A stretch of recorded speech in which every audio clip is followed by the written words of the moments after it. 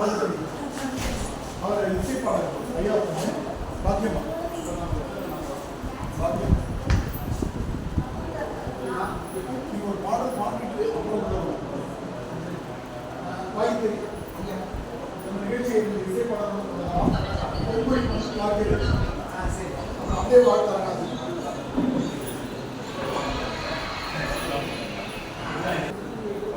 ஐயா அதுக்கு சாபம் இருக்குது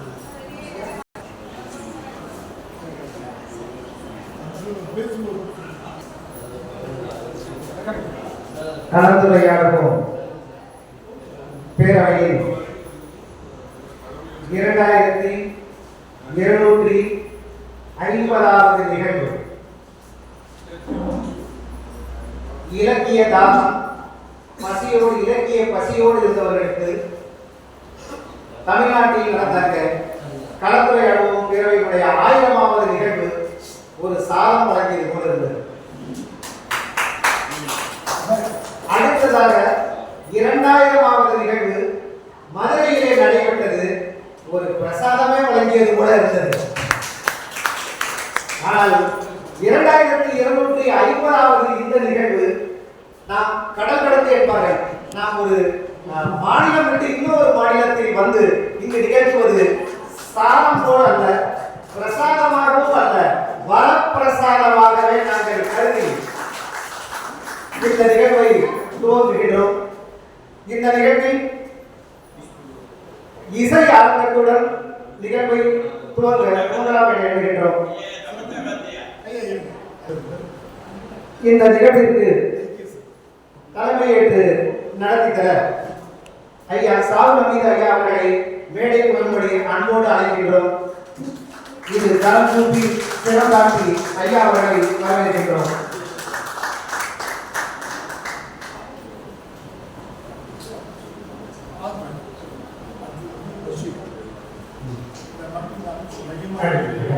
எங்களுடைய மதிப்பிற்குரிய இந்த நிகழ்விற்கு மிக முக்கிய காரணகர்த்தாகவும் விளங்கக்கூடிய ஐயா பசீர் ஐயா அவர்களை மேடைக்கு வரும்படி நாம் இடம் அழைக்கின்றோம்.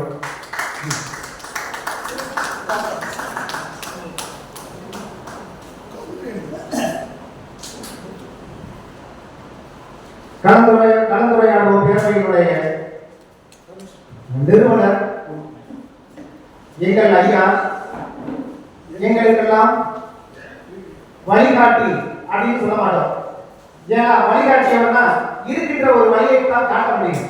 ஆனா ஒரு புதிய வழியை ஏற்படுத்தி கொடுத்ததால் வழிகாட்டியர் என்பதை விட வழி வகுத்து கொடுத்தவர் என்ற பெருமைக்குரிய ஐயா தமிழீழன் ஐயா அவர்களை வேலைக்கு வரும்படி என்பது அழைக்கின்றோம். அடுத்ததாக எங்களுடைய குழுவுக்கு பெருந்தலைவர் என்றால் காமராஜர் அவர்கள் தான், ஐயா அவர்கள் தான். திருக்குறளில் ஏராளமான மாணவ மாணவியரை 1330 குரல்களையும் ஒப்புவிக்க செய்த ஒரு ஒப்பில்லாத எங்களுடைய மரியாதைக்குரியவர் ஐயா அவர்கள். பொதுவாக ஐயா ஆசிரியர் தான். ஆசிரியரா பொதுவாக எந்த மாணவனை 2 அடி கொடுத்தா தான் திருந்துவான்னு சொல்லுவாங்க. ஆனா ஐயாவும் 2 அடி கொடுப்பார். அந்த 2 அடியை வள்ளுவனிடமிருந்து பெற்ற ஈரடியாக அவர் கொடுத்து மாணவர்களை கரை சேர்த்துக் கொண்டிருப்பவர் ஐயா அவர்களை, காமராஜர் ஐயா அவர்களை வருக வருக என்று வரவேற்பதை பெருமதி வைக்கிறோம்.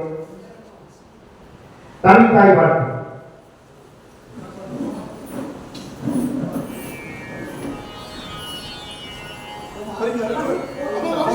போதுமா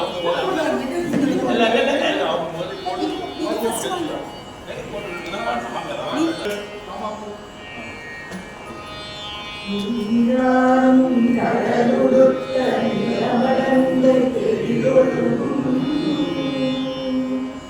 சீராரும் வளனமில திகழ்வரத கண்டமில்லை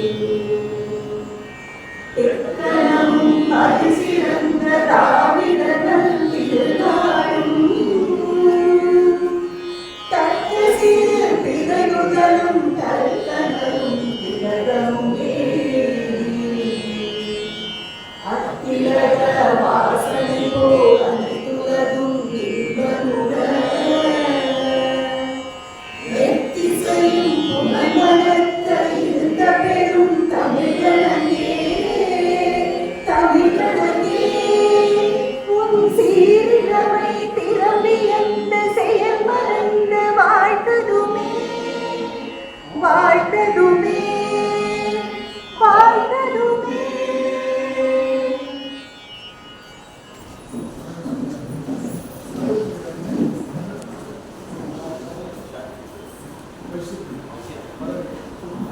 இப்பொழுது வரவேற்கக்கூடிய அனைவரையும் வரவேற்கின்ற முகமாக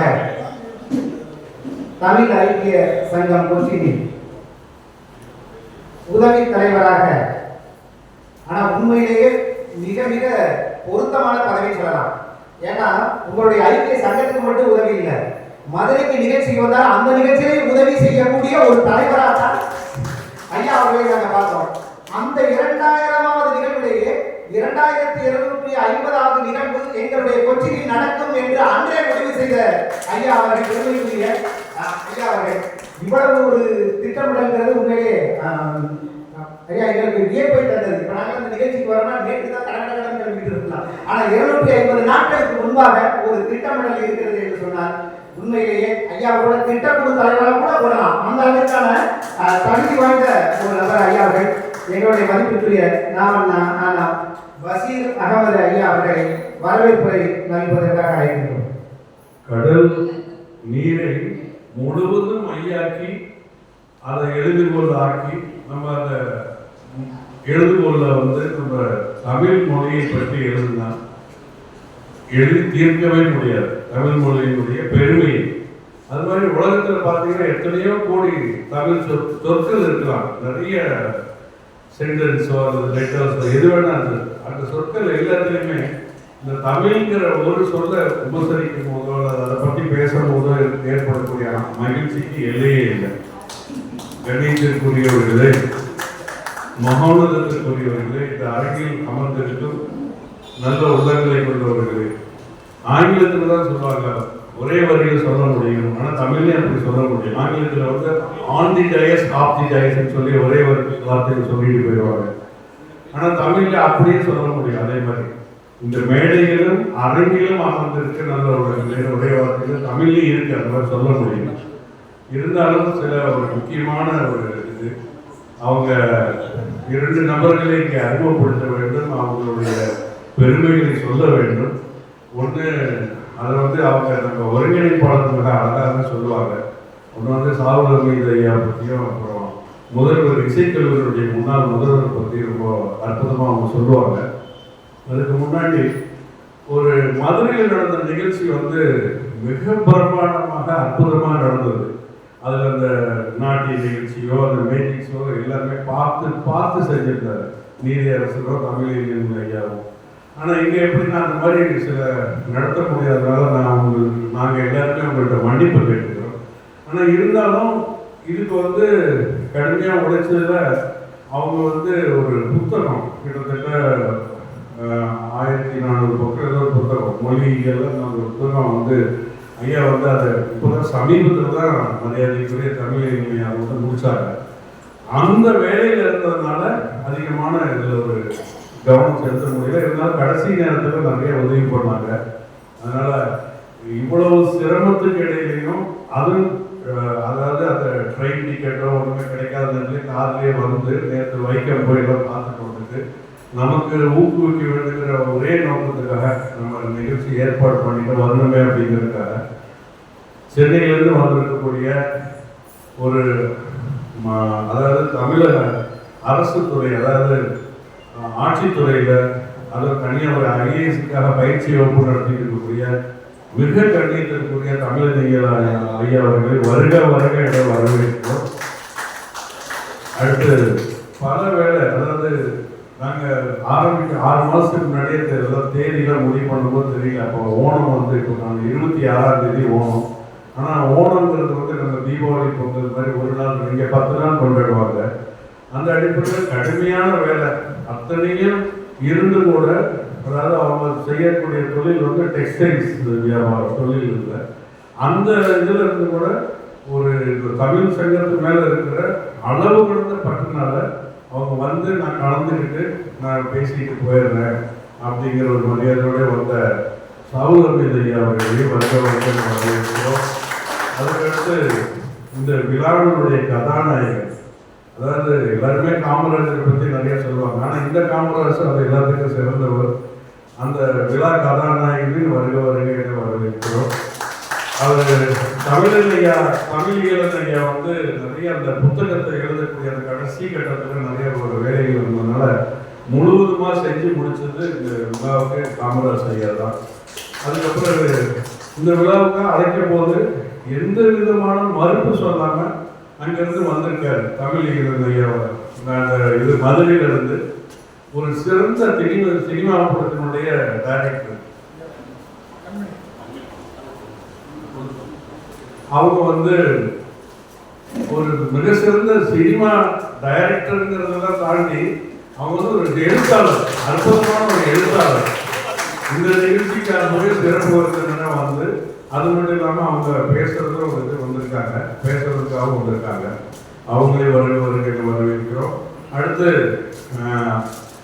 மதுரையில் நடந்த விழாவில் அந்த ஒரு நிகழ்ச்சியில், அதாவது நகைச்சுவை மன்னர்கள்லாம் தாண்டி சிரிப்புக்காகவே ஒரு பேசுறவர்கள் குடியாத்தம் குமணன் ஐயா அவர்களே வருகை வரவேற்கிறோம். மற்றும் தஞ்சாவூர் பெருமாள் ஐயா மற்ற இங்கே அமர்ந்திருக்கிற அத்தனை நல்ல உள்ளங்களையும் நல்ல எண்ணங்களையும் உள்ளங்களையும் கொண்ட உங்களை அனைவரையும் வருகை வரவேற்கிறோம். இனி தமிழ் ஐக்கிய சங்கத்திலிருந்து ஒரு கொஞ்ச நேரத்தில் அவங்க வரதா இருக்காங்க. அவங்க எல்லாருமே ஏன்னா எல்லாரும் ஓணம் சமைச்சதுனால அவங்களுடைய தொழில் அதெல்லாம் இன்னைக்கு ஞாயிற்றுக்கிழமையே அவங்களுக்கு எல்லாருக்குமே கடைகள் இருக்கு ஓணம்னால. அதனால் அதை முடிச்சுட்டு வருவாங்க. அதுக்கிடையில இப்போ இசை நிகழ்ச்சியும் அவங்க கொஞ்ச நேரத்தில், அதாவது அவங்களுக்கு அந்த ஒளிபெருக்கி வசதி செஞ்சு கொடுக்கணும். அவங்களுக்கு அவங்களுடைய மாணவர்கள் வராங்க, அவங்களே வரவேற்கிறோம். அடுத்து நேற்று வைக்கம் நிகழ்ச்சிக்காக போயிருந்தோம். அங்கே போயிருந்தப்போ எல்லாருமே ரொம்ப மகிழ்ச்சியாக சந்தோஷப்பட்டிருப்பாங்க. அதை பற்றி அவங்களே சொல்லுவாங்க. நாங்கள் சொல்கிறத விட அவங்க சொல்கிறதில்ல, அது சிறப்பான ஒரு இது. ஏன்னா எங்கேயுமே இந்த மாதிரி பண்ணல. இப்போ மற்ற ஊர்லாம் போனோம் நிகழ்ச்சி நடத்தினா வந்துடுவோம். நான் இங்கே என்னன்னா முதல்ல தமிழீழன் ஐயாவும் காமராஜ் ஐயாவும் சொன்ன முதல் வார்த்தையை அங்கே உள்ள வைக்கத்துக்கு போக முடியுமா, ஏற்பாடு பண்ண முடியுமான்னு கேட்டாங்க. ஆனால் நான் சொன்னேன் நிச்சயமாக முடியும், போயிட்டு வருவோம்னு சொல்லி முதல் நாளே வர வச்சு அவங்கள எல்லாரையும் திருப்திகரமாக கூட்டிகிட்டு போயிட்டு வந்தோம். இது இன்னொன்று என்னன்னு கேட்டால், மற்ற எல்லா ஊரில் போனாலும் அங்கே ஒரு சுற்றி பார்க்கறதுக்குன்னு ஒரு இடங்கள் சில இடங்கள் இருக்க போவாங்க வரும். ஆனால் இங்கே கொச்சியில் இந்த படகுல போகிறதுங்கிறது ஒரு வித்தியாசமாக நேற்று அதுவும் போயிட்டு வந்தாங்க. நம்ம உறுப்பினர்கள் ஒரு 15-14 பேர் போயிட்டு வந்தாங்க. அதனால் இது அவங்களுக்கு ஒரு மறக்க முடியாத ஒரு பயணமாக இருக்கும், ஒரு நிகழ்ச்சியாக இருக்கும் அப்படின்னு சொல்லிட்டு இதுக்கப்புறம் இனி வரக்கூடிய காலங்களில் அடுத்து டெல்லியிலையோ அடுத்து சிங்கப்பூர்லேயோ பல இடங்கள் நடக்க இருக்குது. இருந்தாலும் எல்லாமே சிறப்பாக இருக்கும். இனி இந்த கலந்துரையாடல் பேரவை 2250 சாதாரண விஷயம், கிட்டத்தட்ட 6.5 வருஷம் தாண்டி போயிருக்கு. அது ஒரு இமாலய சாதனை சரித்தின. அதுக்கு காரணமாக இருந்த அந்த தலைமை குழுவில் அந்த தமிழ் ஐயாவோ காமராஜ் ஐயாவோ பெருமாள் ஐயா அவங்க எல்லாரும் டெல்லியிலேருந்து அவங்க எல்லாருமே அதுக்காக பாடுபட்டுருக்காங்க. ஒவ்வொரு நாளும் அந்த நிகழ்ச்சி நடத்தும் போது சொல்லியிருப்பாங்க. அநேகமாக அடுத்த முறை கூட நான் இங்கே இந்த மேடையிலேயே ஒரு வேண்டுகோள் வைக்கிறேன் காமராஜ் ஐயாட்ட. அவங்க அந்த இசைத்துறையை பற்றி இசையும் தமிழ் அந்த இதில் ஒரு அற்புதமான உரை ஆற்றுவதற்கு ஒரு கலந்துரையாடல், அதாவது 5:30 மணிலேருந்து 6:30 மணி வரைக்கும். ஆல்ரெடி இவங்க இதுக்கு ஏற்கனவே கண்மணி ராஜாமூர்த்தி ஐயா பேசியிருக்காங்க. அடுத்ததில் நம்ம மரியாதைக்குரிய ஜெயலட்சுமி அம்மா அவங்களே பேச வைக்கணும் ஒரு தடவை அப்படிங்கிறது ஒரு சாமியான வேண்டுகோள். மீண்டும் நேரம் கருதி, அதாவது 3 மணிக்குள்ள இந்த நிகழ்ச்சியை முடித்தாக வேண்டிய ஒரு நேரம் காலநிலை இருப்பதால் நிச்சயமாக இதை முடித்து கொள்கிறோம். தமிழ் ஐக்கிய சங்கத்தை பற்றி மற்றதெல்லாம் இப்போ கூட அந்த தமிழ் ஐக்கிய சங்கத்தில் அதனுடைய சிறப்புகளை பற்றிலாம் தலைவர் அவங்க பேசுவாங்க. மறுபடியும் இப்போ வரவேற்பில் விட்டு போன முருகராஜ் ஐயா அவங்க எல்லாருமே அவங்க வெளியூர்லேருந்து ஒரு சிறு தொழில் இந்த மாதிரி தொடங்கி இன்னைக்கு ரொம்ப புகழ்பெற்று இருக்காங்க. உணவு சம்பந்தப்பட்ட தொழில அவங்க முருகராஜ் ஐயா இங்கே இதில் தொழில் துணி இதில் டெக்ஸ்டைலில் ஹோல்சேல் வியாபாரம் மொத்த வியாபாரம் சாப்பிடுறது இல்லையா.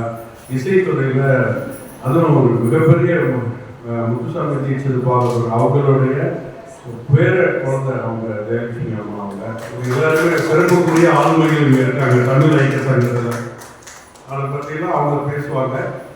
என்னோட இது மீண்டும் இங்கே வந்திருக்க அவங்களுடைய அத்தனை நல்ல உள்ளங்களுக்கும் அரங்கிலும் மேடையிலும் அமர்ந்திருக்கிற அத்தனை நல்ல உள்ளங்களுக்கு நல்ல எண்ணங்களில் அறம் சார்ந்த வாழ்க்கை மேற்கொண்டிருக்கின்ற எல்லாருக்கும் வருக வருக தமிழ் ஐக்கிய சங்க சார்பாக வாழ்த்தி வரவேற்கிறோம்.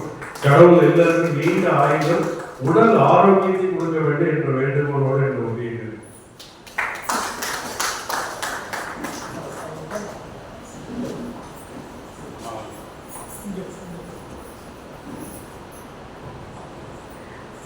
ஐயா நீங்க நல்லதொரு வரவேற்பை நிகழ்த்தியிருக்கிறார்கள். அதில் நம்ம இப்போ இந்த பிள்ளைகள் இருக்கும்போதெல்லாம் சின்ன பிள்ளைகள் முதல்ல சொல்லும்போது பார்த்தீங்கன்னா வரவேற்புங்கிறதுலாம் ஆரம்பத்தில் வர வர வேர்க்கிறதெல்லாம் நான் சொல்லியிருக்கேன். அவ்வளவு தடுமாறி இந்த வரவேற்புங்கிறது சொல்றது ரொம்ப முக்கியமானது. ஐயா ஒரு விஷயத்தை எடுத்து சொன்னீங்க. ஐயா முன்னால வைக்கத்துக்கு நாங்கள் கண்டிப்பாக போகணும்னு சொல்லி ஐயா அவர்கள் இந்த நிகழ்வு நிகழ்வதற்கு முதல் நாள் அங்கே போயிருக்காருன்னா இது எனக்கு எப்படி பார்க்க தோணுதுன்னா, உண்மையே சொல்றேன், இன்றைக்கு முல்லை பெரியார் பிரச்சனையே இது இல்லை பெரியார், இதுதான் உண்மை. அப்புறம் அது மட்டும் இல்ல, வைக்கம் சென்றதோட மட்டுமல்ல, படகுல போட்டி ஐயா சொன்னா போட்டி போறோம் அப்படி படகுல போயிருக்கான்னு சொன்னா உண்மையிலே முதல் நாள் படகுல நீர்ல பயணம். ஆனா இன்றைக்கு தமிழை கரை சேர்ப்பதற்கான பயணம் இன்றைக்கு மேற்கொண்டிருக்கக்கூடிய ஒரு நிகழ்வாக இருக்கிறது. அடுத்ததாக திருக்குறள் சொல்வதற்கு வாங்கம்மா இங்க வாங்க. ரொம்ப குரல் அரசு வாங்க.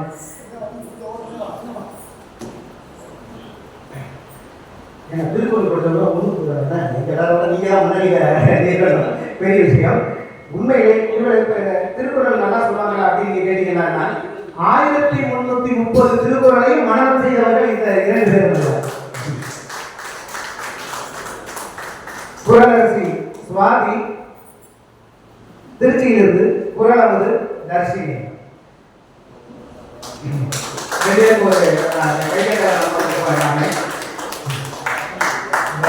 அடிக்கடி சொல்றது இந்த உலகை வெல்லுபவர் யார் தெரியுமா? இந்த உலகை வெல்லுபவர் யாருன்னா வள்ளுவரை எவர் உள்ளுவரோ அவரே உலகை வெல்லுவர். நீங்க தான் வள்ளுவரை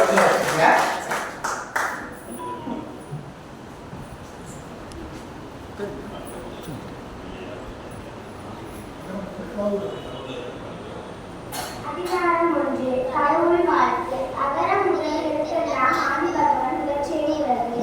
கற்றதினால் ஆயிரம் கணியன்கொள் பாடல்கள் நற்றாற்றலார் இனி. கடவுள் சிறை ஏறினான் மானடி சேர்ந்தார் இனம் செய் நீண்டு வாழ்வார். வேண்டுதல் வேண்டாமை இல்லாமணி சேர்ந்தார்க்கு யாரும் இருவே இல்லை. செருவு சேர இருவினைக்கும் சேரா இரு பொருள் சேர்ப்பது நாட்டு. பொய்பாலில் ஐந்தடிக்கான் பொய்யை ஒழுக்க நெறியின்றார் நீண்டு வாழ்வார். அனுப்புவமே இல்லாதான் காசேந்தார் கல்லன் மனக்காவலை மாற்றுவது. அறவாளி அன்றன் காசேந்தார் கல்லன் பிறவாளி நீத்தல் அறிந்து. கோளில் குறியில் குழந்தைகளை எருமத்தான் காலை மணந்தார் தலை. பிறவி பெருங்கடல் நீந்துவர் நீண்டார் இறைவனடி சேராதார். அதிகாரம் 40 கல்வி. கற்க கசட கற்பவை கற்றபிடி மிக்க கதை. என்னை ஏனை எழுத்தென்னை இவ்விரண்டில் தன்னைந்த வாழும் நீக்கு. கண்ணுடையா இருந்தால் கற்றா முகத்திருந்தும் குருடையா கண்டாதவர். உபவர் அரைக்கூடி உள்ள பெருகு அனைத்தும் திகழ வருது. உடையாடும் இல்லாத கடலாரை கண்டாதவர். தொற்றையை தோடும் மணக்கேடும் நாடகம் கற்றையை தோறும் வயது. யாதாரும் நாடாமல் ஊராமல் எல்லோரையும் சாமத்தையும் கண்டாக வளர்ந்தவர். ஒருவனி கண் தாம் கற்று கல்வி ஒருவர் ஏமா குடித்து.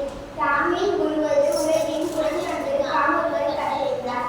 கேடில் விருஞ்செல்வம் கல்வி ஒருவருக்கு ஆடல மற்றையவை.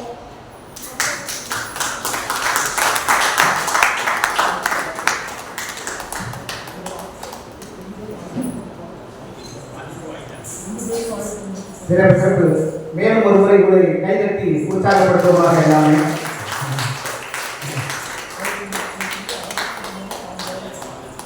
ஓ 1130 குரலையும் சொல்லி அரசாங்கத்தினுடைய பணம் 15,000 பரிசை பெற்று விட்டார்கள் எல்லாம். இப்ப நமக்கு தோணுது பரிசு தொகை எவ்வளவு? 15,000.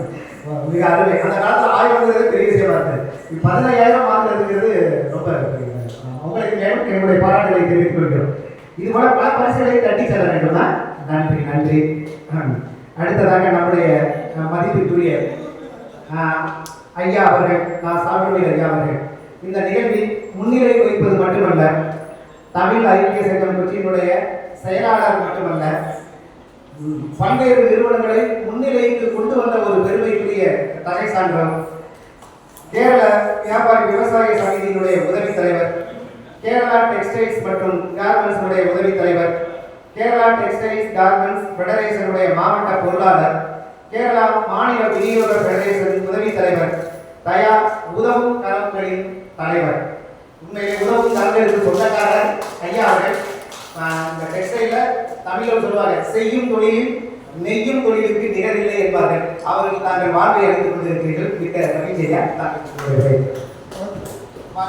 ஐயா அவர்கள் வாழ்த்துறை வழங்குவார்கள்.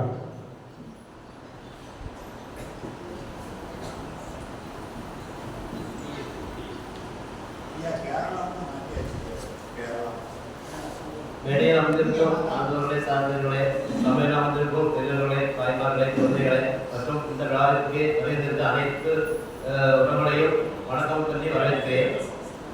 நான் 40 வருஷமா கேரளாவில் இருக்கிறேன். எனக்கு தமிழ் திருநெல்வேலி தான், இருந்தாலும் 40 வருஷமா தொடர்ந்து கேரளாவில் இருக்கிறதுனால என் தமிழில் ஏதாவது பிள்ளைகள் தான் மன்னிக்கணும் போது சொல்லிக்கிறேன். நாங்கள் 48 வருஷமா தமிழ் ஐக்கிய சங்கம் நடத்திட்டு இருக்கிறோம். அப்புறம் ஆண்டுதோறும் ஆண்டு விழா, அப்புறம் உங்களுக்கு பொங்கல் விழா இது நடத்துறது. அப்புறம் அதுபோல மாதம் 2வது ஞாயிற்றுக்கிழமை இந்த சங்கம் சங்க ஆஃபீஸ் இருக்கு, அங்கே வச்சு நாங்கள் நடத்துகிறோம். அப்புறம் வந்து இந்த 10, 12 படிக்கிற பிள்ளைகளுக்கு 10th பாஸ் ஆகிற பிள்ளைகளுக்கு பரிசு கொடுக்குறோம். தமிழ் ஒரு ஸ்கூல் இருக்குது, அது பிள்ளைகளுக்கு நாங்கள் இலவசப்படுத்தி வந்துட்டு இருக்கிறோம். அதுபோல அந்த கூட்டத்துக்கு சிறப்பாளையப்பாளராக ஏதாவது ஏதோ துறையில் நல்ல கவர்மெண்ட் ஏதோ மாஸ்டர் ஒரு சிறப்பாளையப்பாளர்கள் நடத்திட்டு இருக்கிறோம்.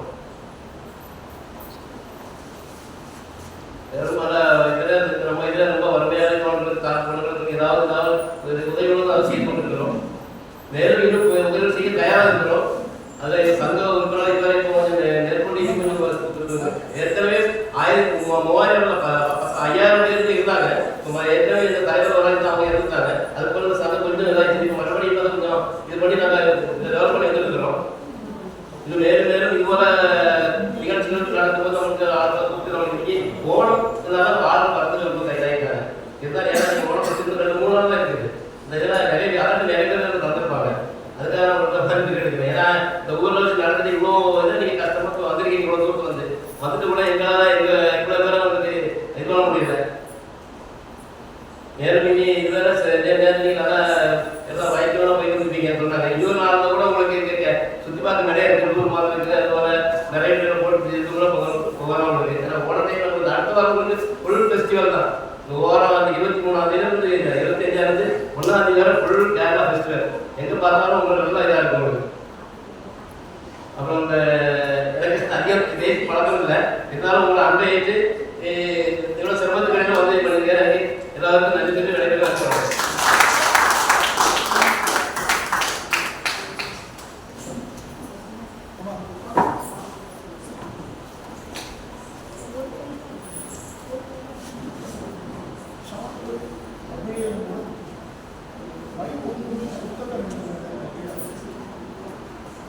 அவர்களை மேடைக்கு அழைக்கின்றோம்.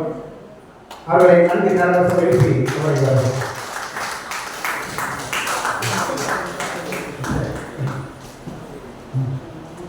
ஐயா சாப்பிடு ஐயா அவர்கள் தன்னுடைய கருத்துக்களை சொன்னாங்க. ஆனால் சொன்னார் மைக்கு அடுத்தடுத்த ஃபெஸ்டிவல் அதிகமாக வந்து கொண்டிருக்கிறது. பொதுவாக சொல்லுவாங்க, தமிழர்களை பொறுத்தவரை விழா இருக்கணும்னா திருவிழா அதிகமாக இருப்பார். அப்பதான் எல்லா வியாபாரங்கள் நல்லா இருக்கணும். திருவிழா என்றால் என்ன சொன்னா, திருப்பி போட்டோம்னா விழா இருக்கணும் என்று சொன்னால் திருவிழாக்கள் அதிகமாக இருக்க வேண்டும். தமிழர்கள் ஒவ்வொரு சொல்லுக்கும் பொருள் இருக்கிறது. அந்த பொருள் குறித்த மொழிக்கு சொந்தக்காரர் தான் நான்.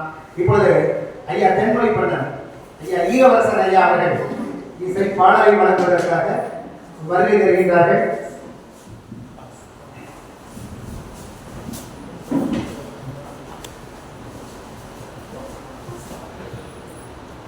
ஐயா வாங்க ஐயா. ஐயா நாங்கள் எவ்வளவோ வரவேற்பு கொடுத்துருக்கோம். அந்த வரவேற்போட ஈரவரசன் ஐயா 1 நிமிடம் பட்டாடை போர்த்தி வரவேற்றால் கூட அது கொலசாகரம் என்பதால் பாட்டாடை போர்த்தி வரவேற்க போகிறோம் நீங்கள் அனைவரும் இருந்தார். ஐயாவை பற்றி சொல்றது வந்து பாட்டு எப்ப கேட்டாலும் உடனே எடுத்து கொடுத்துருவாரு. அந்த ஈ அப்படிங்கிறது விளக்கம் வந்து தெரியலாம், நமக்கு பிடிச்சு போயிடும், கவர் பண்ணிடுவாரு. ஈ கவர், அதுல மன்னன் ஈ கவர் அரசன் அவருடைய பெயர். ஐயா ஈ கவர் அரசன் ஐயா உங்களுடைய பாடலை பார்க்க கலந்துரையாடுவோம் பேரவை 2255 கலந்துரைக்கின்ற அன்பு தமிழர்களுக்கு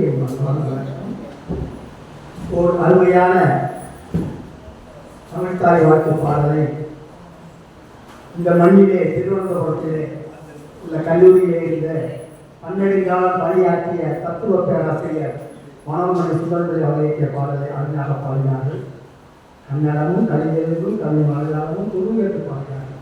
அதை எல்லா தமிழும் ஒன்றிணைத்து நாங்கள் ஒன்றுதான் இனத்தால் ஒன்றுதான் என்று பாடிய அவர்களால் ஒன்று சேர வேண்டும் என்று பாவலை அவர்கள் பாடல் இது.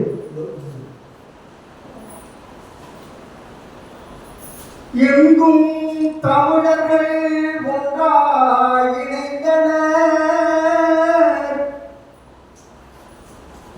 உயிர் உடலிட நன்றாய் பிணைந்தனர், பொங்கும் உலகினால் மொழியையும் இனத்தையும் புதுக்கினர் என்றே கொட்டடா முரசோ பூத்தது வாழ்வன கொட்டடா முரசம். எங்கும் தமிழர்கள் ஒன்றாய் இணைந்தனர், இன்னுயிர் உடல் என நன்றாய் பிணைந்தனர். எங்கும் தமிழர்கள் ஒன்றாய் இணைந்தனர், இன்னுயிர் உடல் என நன்றாய் பிணைந்தனர். பொங்கும் உணர்வினால் மொழியையும் இனத்தையும் புதுக்கினர் என்றே கொட்டடா முரசம் பூத்தது வாழ்வன கொட்டடா முரசம். எங்கும் தமிழர்கள் ஒன்றாய் இணைந்தனர், இன்னுயிர் உடல் என நன்றாய் பிணைந்தனர். உண்மை தமிழர்கள் உலகம் பறந்தனர், உண்மை தமிழர்கள் உலகம் பறந்தனர். ஒன்றமில் தாயினை உலாவர விட்டனர், திண்மை உணர்த்தோடு தீண்டமிழ் பரப்பினை தீமை அடங்க என்று ஊதட சங்கம் தீங்கது மரண என்று ஊதட சங்கம்.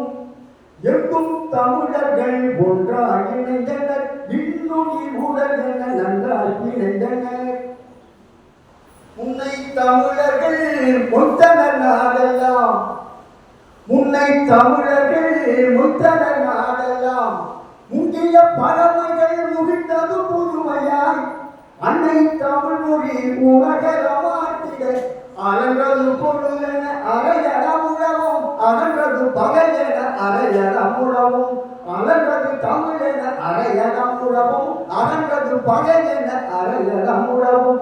எங்கும் தமிழர்கள் ஒன்றாய் இணைந்தனர், இன்னுயிர் உடல் என நன்றாய் பிணைந்தனர். கீர்த்திசை நாடுகள் கிளர்ந்தன தமிழால், கீர்த்திசை நாடுகள் கிளர்ந்தன தமிழால் கிடைத்தது தமிழ் கூடம் தீர்ந்தது தீமை.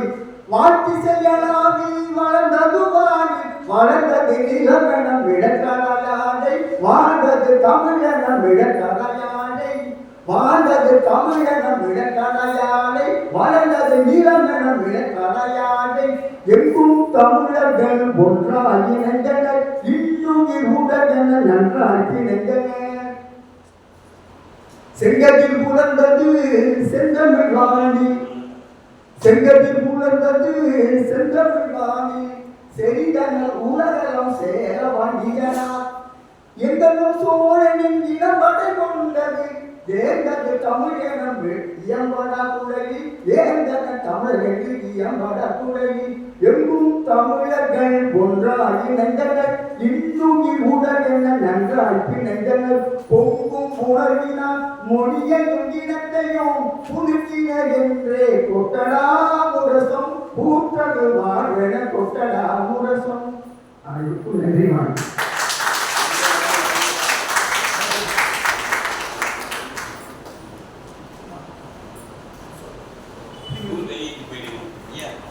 இந்த பாடல்ல ஒரு விசேஷம் இருக்கு. ஐயா இது உங்களுடைய ராகம் தானே, நீங்களே ராகம் போட்டு இந்த பாடல் இயற்றியது யார்? பாவலரை பெருந்திக்கிறார் அவருடைய பாடல் தான் ஐயா இசை அமைத்தது ஐயா அவர்கள். ஆனா ஐயா வந்து அதிக பாடல் இசை இருக்கிறது பாவலரை பெருந்திக்கிறார் அவருடைய பாடல்கள் தான் அதிக அளவில் வந்து ஐயா அவர்கள் சொல்லிட்டே இருக்காங்க. பாவலரை பெருந்திக்கிறார் யார் அப்படிங்கிறது நான் ஒரே விஷயம் அவருடைய ஒரு அணைக்கட்டுல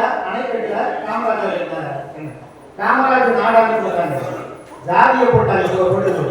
இது காமராஜர் நாடாக இருக்கின்றனால பாவலர் பெருந்திருக்கிறார் சொன்னாங்க. அப்படியே இருக்கட்டும். ஏனென்றால் வாழ்நாளிலேயே காமத்தையும் ராஜ்யத்தையும் எவர் நாடவில்லையோ அவர் நாடாக அந்த வகையில் அந்த பெருமைக்கு பாவலர் பெருந்திருக்கிறார நான் உண்மை நான் வணங்குகிறேன். அடுத்ததாக மரியாதைக்குரியவர்களே, கண்ணியத்திற்குரியவர்களே, தமிழ் இலக்கியம் சார்பாக சிறப்பு விருந்தினர்களுக்கும் மற்றும் சில முக்கிய நபர்களுக்கும் பொன்னாடை போட்டுவதாக ஏற்பாடு செய்யப்பட்டுள்ளது. அந்த அடிப்படையிலே ஐயா முருகராஜ் அவர்களை அவர்கள் கண்ணியத்திற்குரிய மரியாதைக்குரிய எங்களது விழா தலைவர் காமராஜ் அவர்களுக்கு பொன்னாடை போட்டுள்ளார்.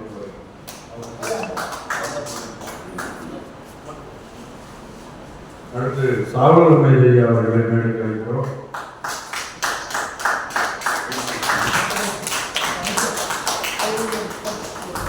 சாவல் ஐயா அவர்கள் மரியாதைக்குரிய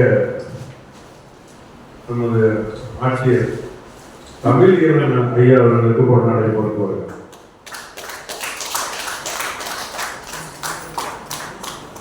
ஆட்சியருக்கு பயிற்சியாளர்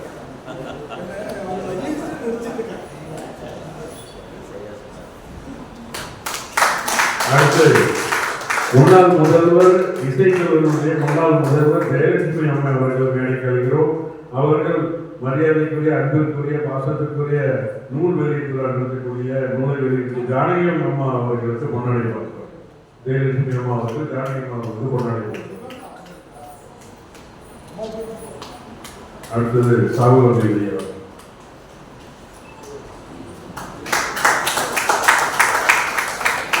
சாகுல் அவர்கள் அன்பிற்கும் பாசத்திற்கும் பெரியதற்கும் அவருடைய மீசிக்கும் நன்றி தெரிவித்து குடியாத்தம் குமணன் அவர்கள் மேடைக்கிறோம். அவர்களுக்கு கொண்டாடி போட்டுவார். பட்டிமன்றத்தினுடைய தலைவராக அவர்கள்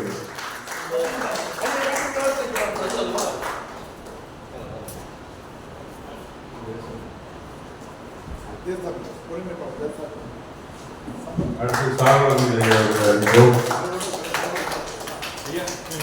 அவர்கள் மரியாதைக்குரிய ஒருங்கிணைப்பாளர் தேசாபிமானன் ஐயா அவர்களை எங்களது ட்ரெஷரர் பொறுப்பாளர் இந்த நிகழ்ச்சிக்கு எல்லாம் முதல் செய்யக்கூடியவர் மரியாதைக்குரிய தேசாபிமானன் ஐயா அவர்களை அழைக்கிறோம். அவர்களுக்கு சாவல் ஐயா அவர்கள் கொண்டாடி பார்ப்பார்கள்.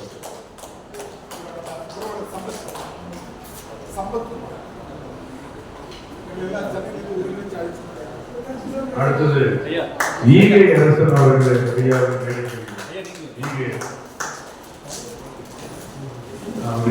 ஈகை அரசன்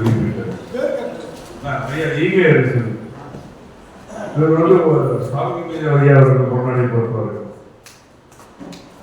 ஈகை அரசன் ஐயா வந்து வயதில் மூத்தவராக இருந்தாலும் நேற்று நடந்த எல்லாருக்கும் மிக சிறப்பாக நடந்து எல்லா இடங்களிலும் சிறு குழந்தைகளை போல ஓடி வந்தவர். எல்லா இடங்களிலும் கலந்து கொண்டார். ஈகை அரசன் சாவல் ஐயா. அடுத்தது மரியாதைக்குரிய சம்பத்குமார் ஐயா சென்னையிலிருந்து வந்திருக்கு. மரியாதைக்கு சம்பத்குமார் ஐயா அவர்களை அழைக்கிறோம். புரவலர் சம்பத்குமார் ஐயா அவர்களுக்கு அன்பிற்குரிய முருகராஜ் ஐயா அவர்கள் கொண்டாடி கொடுத்தார்.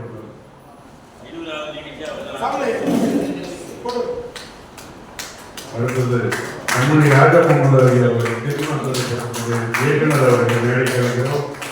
அவர்களுக்கு சாவல் ஐயா அவர்கள் கொண்டாடி கொடுப்பார். ராஜாமுகம் கண்ணி ராஜமுகம் ஐயா அவர்கள்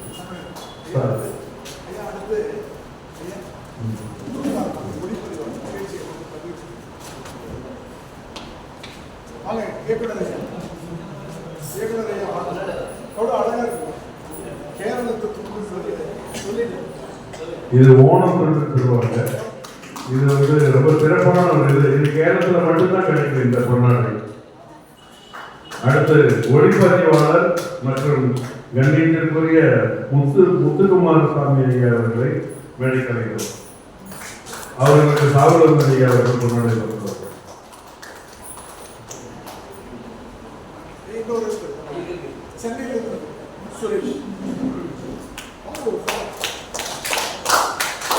அடுத்து அன்பிற்குரிய ஐயா சுரேஷ் ஐயா அவர்களை அழைக்கிறோம்.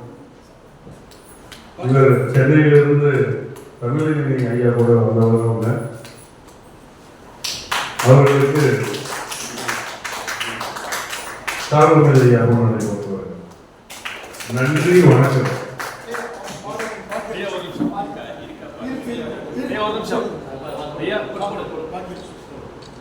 மரியாதைக்குரிய திருமதி பாக்கியலட்சுமி அவர்கள் அம்மா அவர்களுக்கு அழைக்கிறோம். அவர்கள் ஜெயலட்சுமி அம்மா அவர்கள் கொண்டாடி வருவார்.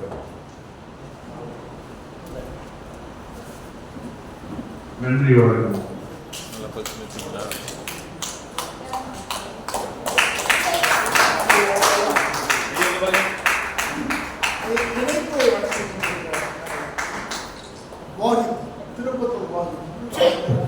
ஐயா, மதுரையில் நடந்த நிகழ்ச்சியில் இந்த இணைப்புரை அதில் ஒருங்கிணைப்புன்னு சொல்லக்கூடிய அந்த கேம்பியர் நிகழ்ச்சியில மதுரையில் ஒரு கலந்து ஒரு அற்புதமான மனிதர்.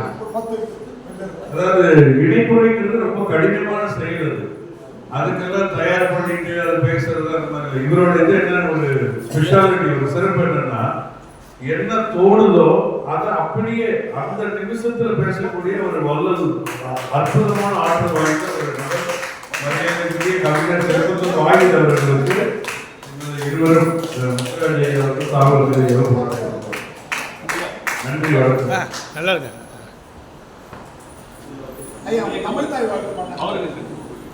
ஓ, கைதாயா நல்லா இருக்குது. தமிழ்தாய் வாழ்த்து பண்ண அனுராதா மேயர் அவர்களுக்கு 100 பரிசு அளிக்குமாறு மரியாதைக்குரிய கணிக்கின்ற தமிழ் ஐயா அவர்களை கேட்டுக்கொள்கிறோம். அதற்கு முன்னாக ஒரே விஷயத்தை நான் படிக்கிறேன். இப்போ ஐயா எனக்கு கொடுத்து அறிவிச்சாங்க. பார்த்தீங்கன்னா அப்படியே ஆடாம அசையாம அனுப்பிச்சாங்க. என்னன்னு பார்த்தா அப்பதான் எனக்கு தெரியுது, ஐயா துண்டாடுவதை எப்போதும் கொண்டு போவதில்லை.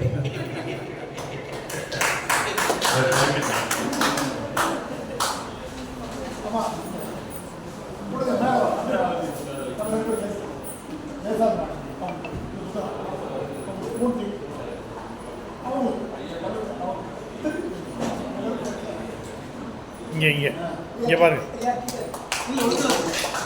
இங்கே பாருங்க.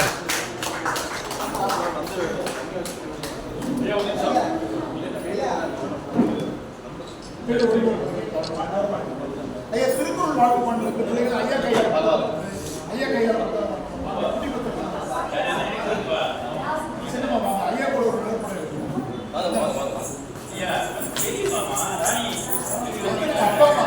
அப்பா அப்பா நடிப்பாங்க. நீங்க வாங்க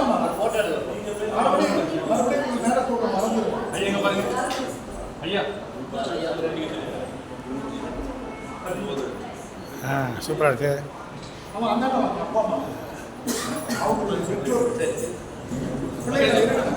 இருமா இருமா இப்போ பாப்பா இருக்கு. அந்த புத்தகம் நல்லா ஒட்டி வாமா. அம்மா நல்லா ஒட்டி வாங்க.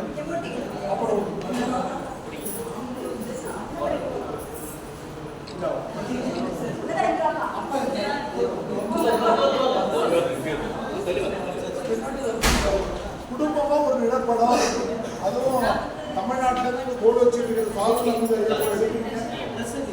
பெருமை.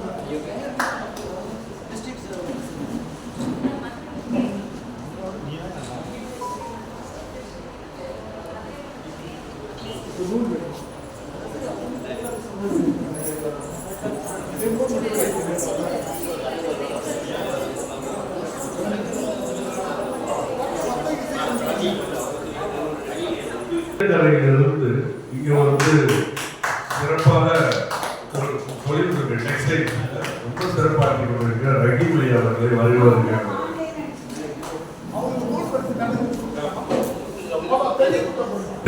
மரியாதைக்குரிய தமிழறிஞர் ஐயா அவர்கள் கையால் ரெட்டிமணி அவர்கள் புத்தகத்தை நினைவுபடுத்தார்கள்.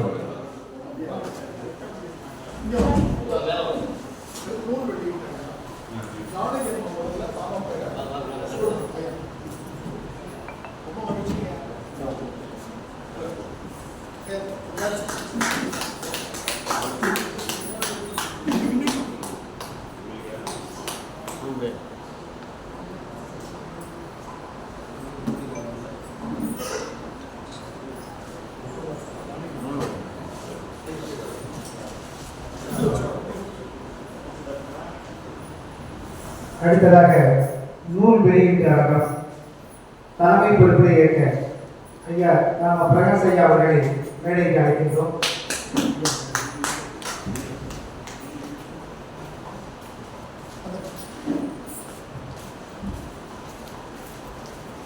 நூல் திறனாய்வு செய்வதற்காக வருகின்றக்கூடிய சிந்தனையாளர் ஐயா டி சுப்பிரமணியன் ஐயா அவர்களை மேடைக்கு அழைக்கின்றோம். நூலாசிரியர் சகோதரி நெல்லை கு ஜானகி அம்மாள் அவர்களை மேடைக்கு அழைக்கின்றோம்.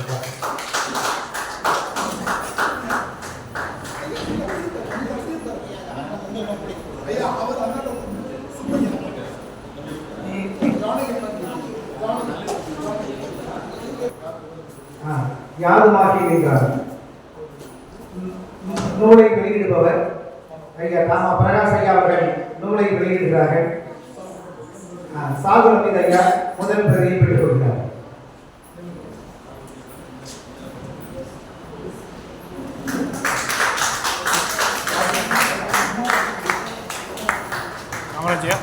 மிக முக்கியமான விஷயம் யாதுமாகி நின்றார் என்பது ஜானகி அம்மா அவர்களுடைய தாயை பற்றி எழுதப்பட்ட முழு புத்தகம் என்பதை தெரிவித்திருக்கிறோம். தன்னுடைய தாய்க்கு பெருமை சேர்க்கும் வண்ணமாக தாய் மொழியில் எழுதப்பட்ட இந்த புத்தகம், இந்த மிகச் சிறந்த புத்தகத்தை ஐயா பிரகாஷ் ஐயா அவர்கள் வெளியிட ஐயா சாகுலமித் ஐயா அவர்கள் இந்த நூலை பெற்றுக் கொள்கின்றார்கள். மேடையில் இருக்கக்கூடிய மற்ற சான்றோர்களுக்கு இப்பொழுது இந்த நூல் வழங்கப்படுகிறது.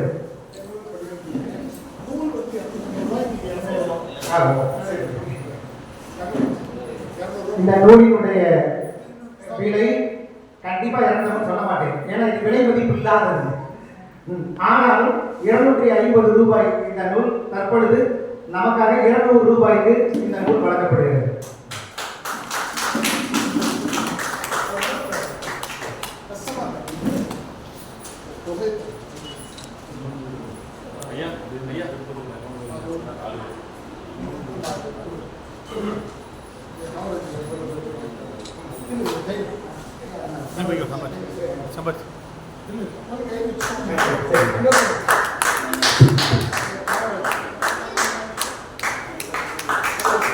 நீங்க வாங்க.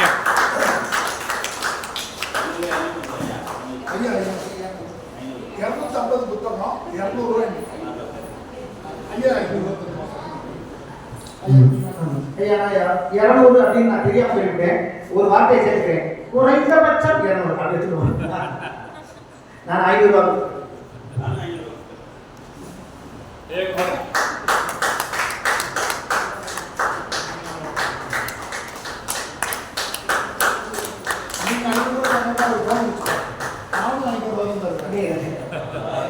அந்த விலை 250 போட்டுருக்கு.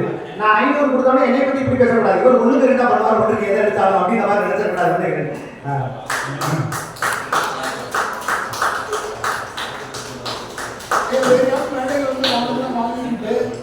பின்னாடி ஜிபே வழியா தான் ஐயா நண்பர்களுக்கு வாங்கி கொடுத்தீங்க. ஐயா தேசாபிமானன் ஐயா அவர்கள் ஐயா அவர் வேண்டும் ஜி பே பண்ணிருக்கேன். ஜிபே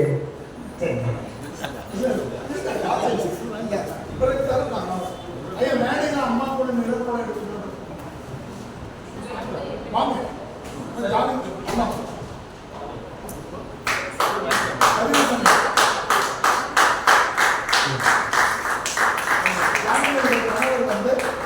அவர் கையில இருக்க மோதலை கொடுத்து வாங்கி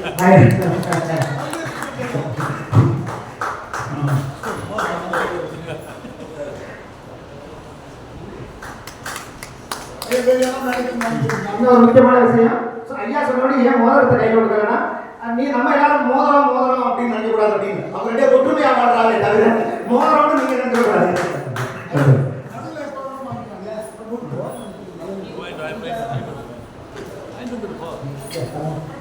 தற்பொழுது தலைமையுரை ராம பிரகாஷ் ஐயா அவர்கள்.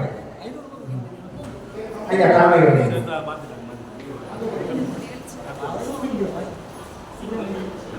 கொஞ்ச நேரம் அன்பிற்கினிய விழா பொழுதின் குழுவை சிறப்பாக நடத்திக் கொண்டிருக்கும் பொழுதுக்கும் திருவண்ணாமலை வரலாற்று ஆய்வு நிறுவனத்தின் சார்பில் தெரிவித்துக்கொண்டு இந்த நிகழ்வு சிறப்பாக நடப்பதற்கும் பல்வேறு நிகழ்வுகளை ஒருங்கிணைந்து காட்சிப்படுத்திய இந்த ஒருங்கிணைப்பாளர் அத்தனைக்கு நன்றி. இந்த புத்தகம் வாசிக்கும்போது ஒரு குடும்ப தலைவரின் பொறுப்புகளின் கடல் எந்த அளவுக்கு வேகமாக பற்றி எரிகிறது, எப்படி பரவுகிறது என்பதை தெளிவாக அருமை நண்பர் எங்களுடைய அறிவுக்கடல் சுப்பிரமணியன் அவர்கள் சிறப்பாக வருகிறார். ஒரு பெண்ணுக்கு உலகடைய பொறுப்பு எப்படி வந்திருக்கும், எப்படி இது சுமை காணிகள் என்பது நூற்றுக்குள் போகும்போது நம்பர்களுக்கும் இந்த நிறுவனம் என்னை கலந்து கொள்வதற்கு சிறப்பாக வழிநடத்தி அழைத்து வந்த ஐயா காமராஜர்களுக்கும் மற்ற தோழர்களுக்கும் நன்றி. சிறப்பான தலைமுறை ஜனநாயகம் மன்னிக்கிறதுக்கு முன்னாடியே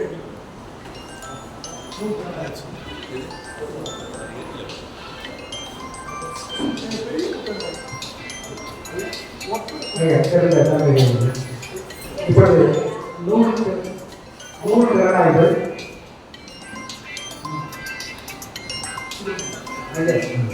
ஐயா சுப்பிரமணியன் ஐயா அவர்கள் நூல் திறனாய்வு செய்வதற்காக ஐயா வாங்க ஐயா. வணக்கம். இந்த அரங்கத்தை இப்படி ஒரு நிகழ்வை நடத்தலாம், இந்த கலை ரோந்தாளர்கள் பேரவை இங்கே சங்கமிக்கலாம் என்பதற்கான அனைத்து உதவிகளையும் செய்து வரும் கொச்சி ஐக்கிய தமிழ் சங்கத்திற்கு என் முதற்கண் வணக்கத்தையும் மரியாதையையும் தெரிவித்துக் கொள்கிறேன். இந்த கலைத்துறையாடுவோம் என்ற ஒரு பேரவையை நிறுவி அதற்காக எங்களையெல்லாம் ஒவ்வொரு நாளும் வளர்த்தெடுத்து வரும் ஐயா திரு தமிழ் இயல் அவர்களுக்கு என் பணிவாக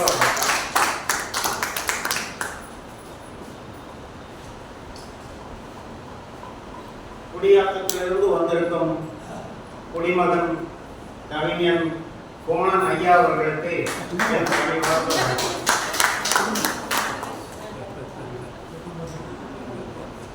இந்த சபையை எப்போதும் அலங்கரித்துக் கொண்டிருக்கும் திரு திருக்குறள் ஐயா அவர்கள், திருக்குறள் காமராசர் அவர்களுக்கு என் பணிவாக மற்றும் உள்ள சபையோர் அனைவருக்கும் என் பணிவாக வணக்கம்.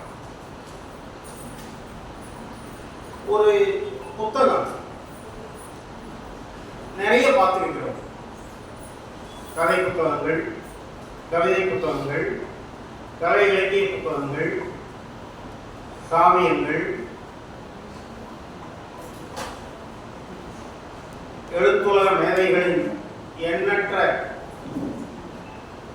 எழுத்துக்களை நாம் பார்க்கிறோம், படிக்கிறோம், விவாதிக்கிறோம். ஆனால் ஆசிரியர் ஜானகி, ஆசிரியர் என்றால் அவர் இந்த புத்தகத்திற்கு மட்டும் ஆசிரியர் அல்ல, அவர் இயல்பாகவே ஆசிரியர், பள்ளி ஆசிரியர்.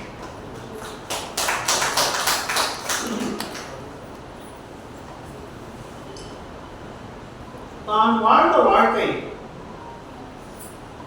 அது எப்படி ஆரம்பித்தது, எப்படி வளர்ந்து வந்தோம், சூழ்நிலைகளை கடந்து வந்தோம். இதற்கெல்லாம் காரணமானவர் யார்? அடித்தளம் எது? அந்த அடித்தளத்திலே அவர்களை தாங்கி பிடித்து வளர்த்து கொண்டு வந்தது யார் என்பதை பற்றிய ஒரு அருமையான புத்தகம் வாசிக்கப்பட வேண்டியது. இதை வாசிக்கும் போது ஒவ்வொருவருக்கும் நான் உறுதியாக சொல்ல முடியும், அவர்களது வாழ்க்கையை பற்றிய எண்ணங்கள், அனுபவங்கள் கண்டிப்பாக கிடைக்கும், நினைவுக்கு வரும் என்பதை மீண்டும் உறுதியாக சொல்கிறேன். அதனால் தவறான இந்த புத்தகத்தை வாசிக்கலாம். இந்த புத்தகத்தை வாசிப்பதன் மூலம் உங்களுக்கு நிறைய நிறைய அனுபவங்கள், எண்ணங்கள் ஏற்படும் என்பதையும் கருத்தில் கொள்ளுங்கள். ஆசிரியர் தொடக்கத்திலேயே இந்த புத்தகத்தை பற்றி முதல் வரியிலேயே சொல்கிறார், இல்லாதவர்களின் மதிப்பை, எப்படி இல்லாதவர்களின் மதிப்பை அவர்களை இழந்த பிறகே உலகம் உணரும்.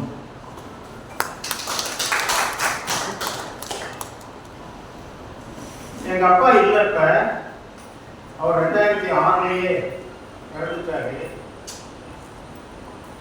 ஆனா ஒவ்வொரு நாளும் தவிர்க்க முடியாம ஒவ்வொரு கட்டத்திலையும் நான் அதை மீண்டும் மீண்டும் உணர்றேன். எங்க அம்மா இன்னும் இருக்காங்க. அவர் போன பிறகுதான் பெரும்பாலான சமயங்கள்ல, பெரும்பாலான வேலைகள்ல அவருடைய அருமை என்ன அப்படிங்கிறது தெரியும். இது ஆசிரியர் அற்புதமா, உணர்வு பூர்வமா அவருடைய தாயை பற்றி இந்த புத்தகத்தில் முழுக்க முழுக்க விவரித்துள்ளார். இந்த புத்தகமே அதுதான், யாதுமாகி நின்றாள். யாதுமாகின்னா எல்லாம் ஆகி, எல்லாம் அவங்களே. தாய் அவங்க தான், தந்தை அவங்க தான், உறவுகளும் அவங்க தான். எல்லா வேலைக்கும், எல்லா கடமைகளுக்கும் எங்கும் நேர்க்கமாக நிறைந்து நின்று இவர்களை வளர்த்து எடுத்த ஒரு தாய். தாய்னு சொல்லும்போது எனக்கு ஒரு விஷயம் எப்பவுமே மேக்சிம் கார்கி எழுதின தாய் புத்தகம் எப்போதும் எனக்கு ஞாபகம் வரும். தனது மகனின் போராட்டங்களில் ஒரு தாயின் பங்கு என்பதை பற்றி விவரிக்கும் ஒரு அருமையான புத்தகம் தான் தாய். இங்கே தாயின் போராட்டங்களை அவருடைய மகள், புத்தகத்தின் ஆசிரியர், தினப்படி ஆசிரியர் இங்கே அருமையாக அள்ள அள்ள குறையாத அளவுக்கு விவரித்துள்ளார். அதை பற்றியதுதான் இந்த புத்தகம். ஒரு தாயின் வளர்ப்பு, பாசம் என்பது ஓர் முழுமையான அர்ப்பணிப்பு. அதற்கு ஈடாக, கைமாறாக என்ன செய்தாலும் அந்த அர்ப்பணிப்பை வெல்ல முடியாது. உண்மை. ஒரு தாயின் அர்ப்பணிப்புக்கு ஈடா எதையாவது சொல்ல முடியுமா? இல்ல எதையாவது செய்ய முடியுமா? நான் எங்க அம்மாவுக்கு எவ்வளவுதான் நகை வாங்கி கொடுத்தாலும், எவ்வளவு ஆடம்பரமான வாழ்க்கையை நான் கொடுத்தாலும், எங்க அம்மாவுடைய அல்லது ஒவ்வொரு தாயாரினுடைய அர்ப்பணிப்புக்கு ஈடாக இல்லது அந்த அர்ப்பணிப்பை வெல்வதற்கு முடியவே முடியாது. அதைத்தான் ஆசிரியர் குறிப்பிட்டு சொல்கிறார், அர்ப்பணிப்பை வெல்ல முடியாது. அவர்களின் என் தாய் மனோன்மணி அவர்களுக்கு அவர்களின் வளர்ப்புக்கு என்னால் எந்த கைமாறும் செய்ய முடியாமல் போனது. உண்மை. அவருடைய தாய்க்கு வளர்ப்புக்கு, தாயின் போராட்டங்களுக்கு இணையாக எதையும் செய்ய முடியாது. எந்த தாயின் போராட்டத்திற்கு எதிராகவும் அல்லது உதவியாகவும் அம்மா உட்காரு உனக்கு எல்லாம் நான் செய்கிறேன் அப்படின்னு எல்லாம் செஞ்சாலும் அந்த தாயின் அர்ப்பணிப்பை நம்மால் நிறைவு செய்ய முடியவே முடியாது. அதைத்தான் அழுத்தம் திருத்தமா இந்த புத்தகம் முழுவதும் அவங்க எடுத்து ஒவ்வொரு கட்டத்திலையும் அந்த தாயின் போராட்டம், இவர்கள் வாழ்ந்த விதம், ரெண்டையும் நினைச்சு கொண்டு வர்றாங்க. உண்மையா சொல்லணும்னா மேக்சிம் கார்கியோட தாய் புத்தகத்துக்கு பிறகு ஒரு தாயை பற்றின ஒரு அருமையான விவரம் இந்த புத்தகத்துல இருக்குங்கிறத நான் படிச்ச பிறகு தெரிஞ்சுக்கிட்டேன். குறிப்பா ஆண் குழந்தையை விட ஒரு பெண் குழந்தைக்கு வாழ்க்கையில முதல் ஆசான் அந்த பெண்ணின் தாயார் தான். முதல் நண்பரும் அந்த பெண்ணின் தாய் தான். முதல் வழிகாட்டியும் அந்த தாய் தான். உலகமே திரண்டு எதிராக நின்றாலும் முதன்மையாக ஆதரவாக நின்று அரவணைத்து காப்பதும் அந்த தாய் தான். இது அற்புதமா ஆசிரியர் எழுதியிருக்கார். இதுல இளம் தாயார், 4 குழந்தைகளின் தாய், சுமார் 30 வயசிலேயே கணவனை இழந்த பெண், 4 இளம் குழந்தைகள், எல்லாம் 1 வயசு 1.5 வயசு வித்தியாசங்களிலேயே உள்ளார். கடைசி குழந்தையின் வயது சுமார் 1. 4 பேரையும் கையில் தூக்கிட்டு வைக்க முடியாது, 4 பேரையும் வாங்க நடத்துவாங்கன்னு கூட்டிட்டு போக முடியாது. அப்படிப்பட்ட சூழ்நிலை. அந்த தாய்க்கு உறவுகள்னு சொல்லிக்க யாரும் இல்லை. ஏன்னா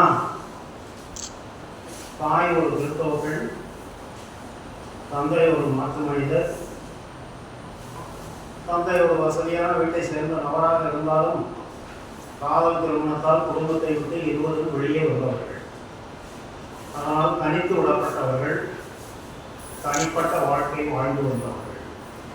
அந்த சூழ்நிலையிலே ஒரு விபத்திலே ஆசிரியரின் தந்தை மரணத்தை சந்திக்க நேர்கிறது. குழந்தைகளும் தாயும் தனித்து விடப்படுகிறார்கள். அந்த போராட்டம் தான் இந்த புத்தகம். ஆனால் ஆசிரியர் சொல்லியிருக்கார் 2 வார்த்தைகள். விதவை என்ற வெண் தேவதை தாயார்.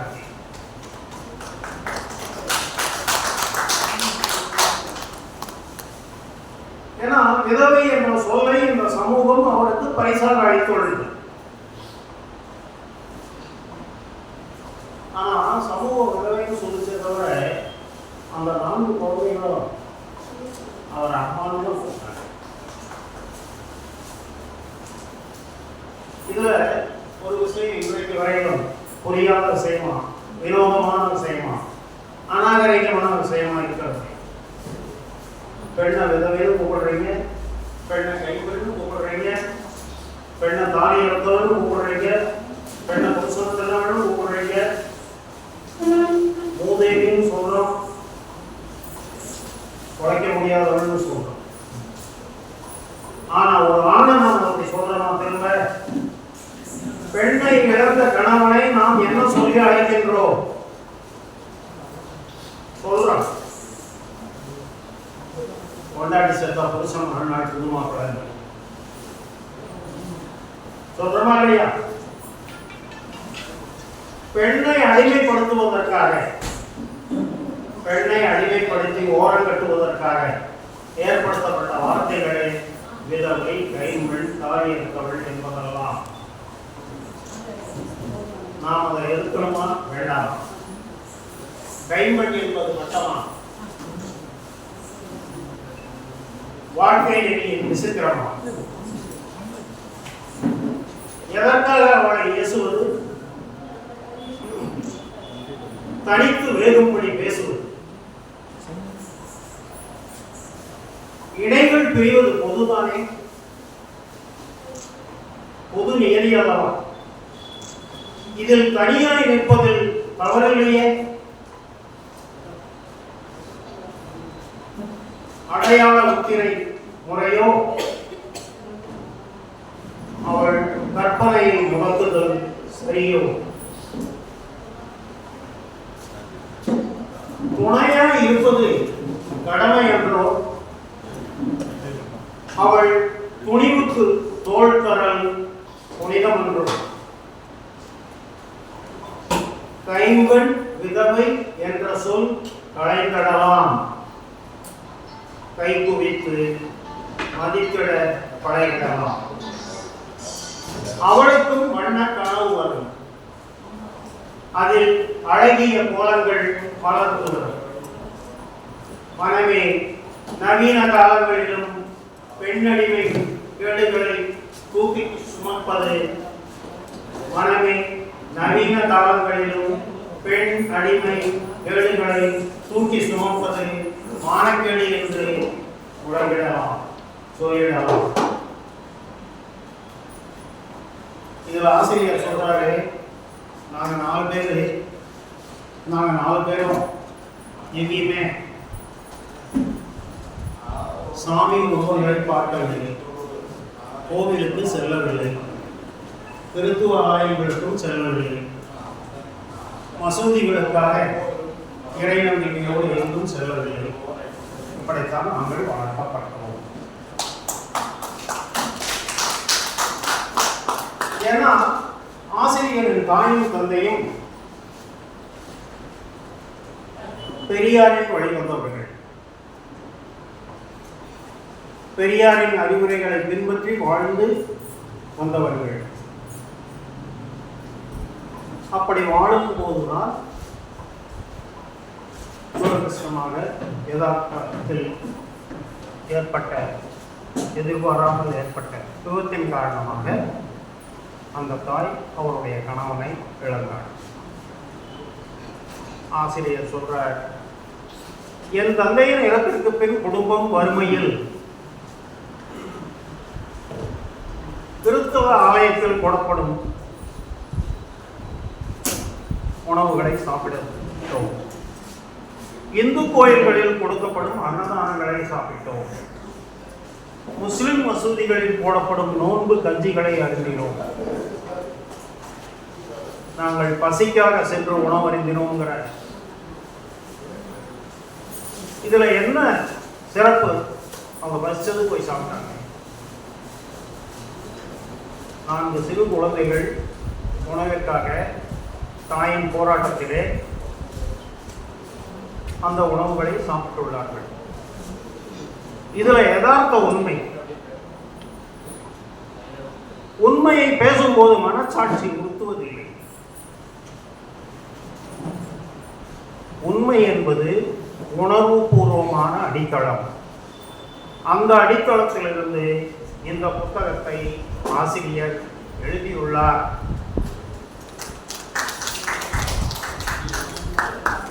அந்த உணர்வுபூர்வமாக இந்த புத்தகத்தை ஆசிரியர் எழுதியுள்ளார் என்பது போற்றுதலுக்குரியது.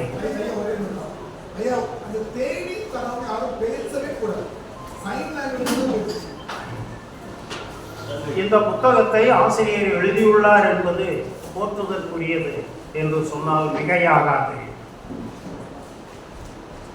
ஏன்னா ஆசிரியர் கூச்சப்பட்டிருந்தாலோ தற்பெருமை கொண்டிருந்தாலோ இந்த உண்மையான செய்தியை, அதாவது நாங்கள் எப்படி வளர்ந்து வந்தோம் என்ற செய்தியை சொல்வதற்கான வாய்ப்பு இல்லாமலே போயிருக்கும்.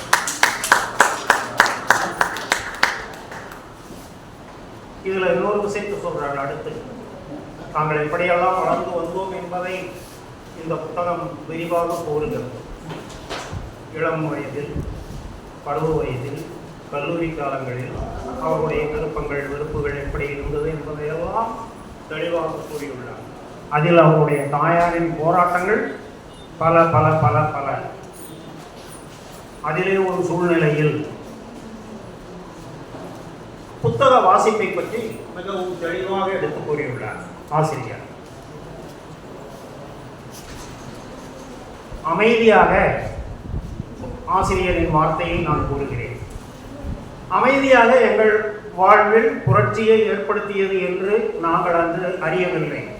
அதாவது புத்தக வாசிப்பை பற்றி. அன்று எங்கள் வாழ்வில் ஏற்படுத்திய புத்தக வாசிப்பு இன்று வரை தொடர்கிறது. புத்தகம் நமது மனதில் அமைதியாக ஏற்படுத்தும் புரட்சி என்று என்னால் உணர முடிகிறது. இது ஆசிரியரின் வார்த்தை. புத்தக வாசிப்பை பற்றி ஆசிரியர் எவ்வளவு அருமையாக எடுத்து கூறியுள்ளார். புத்தக வாசிப்பு என்பது என்ன, அது என்ன மாற்றங்களை எல்லாம் கொண்டு வந்தது என்பதை பற்றி விரிவாக எடுத்துக் கூறியுள்ளார். எந்த சூழ்நிலையிலே அவர் புத்தக வாசிப்புக்குள் சென்றார் அதை பற்றியும் கூறியுள்ளார். அருமை, வாசிக்கப்பட வேண்டியது. ஆசிரியரின் வரிகளும் புத்தக வாசிப்பு பற்றிய உண்மைகளையும் இன்று நாம் பல்வேறு தடங்களிலே தடம் புரண்டு போய்கொண்டு இருக்கிறோம். நம்மை தடம் புரளச் செய்ய நம்மை சுற்றியுள்ள ஆயுதங்கள், இதோ இப்படிப்பட்ட ஆயுதங்கள் நம்மிடையே நிறைய உள்ளது. இந்த சூழ்நிலையிலே புத்தக வாசிப்பு என்பது எந்த மாதிரியான மாற்றங்களை தனக்கு கொடுத்தது என்பதை ஆசிரியர் மிக அருமையாக எடுத்து கூறியுள்ளார். அப்படி என்றால் புத்தக வாசிப்பை பற்றி ஆசிரியர் சொன்னதை போல நம் முன்னோர்கள் என்ன சொல்லுகிறார்கள், சான்றோர்கள் அறிஞர்கள் புத்தக வாசிப்பை பற்றி எந்த மாதிரி கூறியுள்ளார்கள். மகாத்மா காந்தி கிட்ட கேட்டாங்க, உங்ககிட்ட 1 கோடி ரூபாய் பணம் கொடுத்தா என்ன செய்வீங்க? அவர் தயங்காம சொன்னார், ஒரு அருமையான நூலகம் கட்டிடுவேன். பெரியார் சொன்னார், கரண்டியை பிடிங்கிட்டு புத்தகம் கொடுங்கயா நம்ம பெண்களுக்கு. ஆல்பர்ட் ஐன்ஸ்டைன் கிட்ட கேட்டாங்க, மனிதனின் ஆல்பர்ட் ஐன்ஸ்டைன் மிகப்பெரிய விஞ்ஞானி. அவர்கிட்ட கேட்கும்போது மிகப்பெரிய கண்டுபிடிப்பு, மனிதனின் மிகப்பெரிய கண்டுபிடிப்பு எது? தயங்காம சொன்னார், புத்தகம் தாங்க. நெல்சன் மண்டேலா கிட்ட அல்லது நெல்சன் மண்டேலா கேட்டுக்கிட்டாரு, ஜெயிலில் எனக்கு ஒரு சுதந்திரம் கொடுங்க, சிறைக்குள் ஒரு சுதந்திரம். என்னன்னு கேட்டப்ப புத்தகம் வாசிக்கிறதுக்கு எனக்கு அனுமதி கொடுங்கன்னாரு. நெல்சன் மண்டேலா 27 ஆண்டுகள் சிறையில் இருந்தவர்.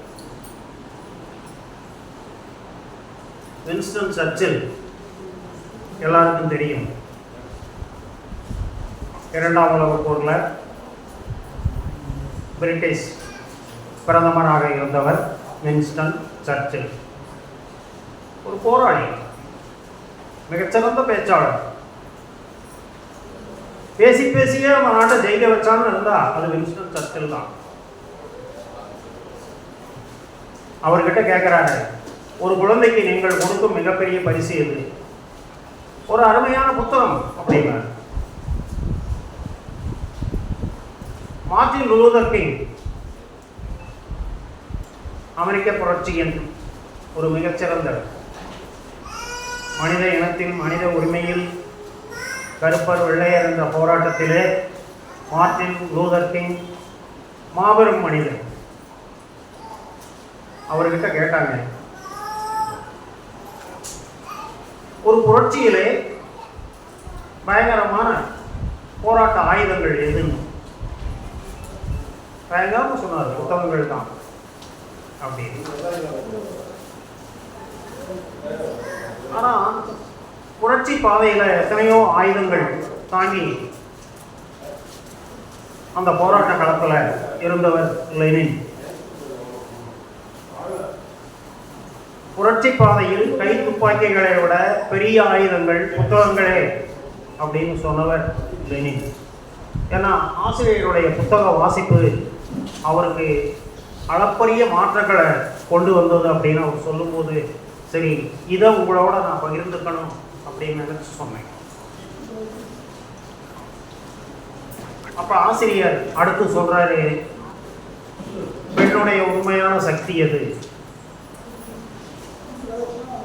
பெண்ணின் உண்மையான சக்தி என்ன? ஆசிரியரின் வார்த்தையிலே நான் சொல்றேன், அந்த பெண்ணுக்குரிய தன்னம்பிக்கையில் அந்த சக்தி இருக்கிறது.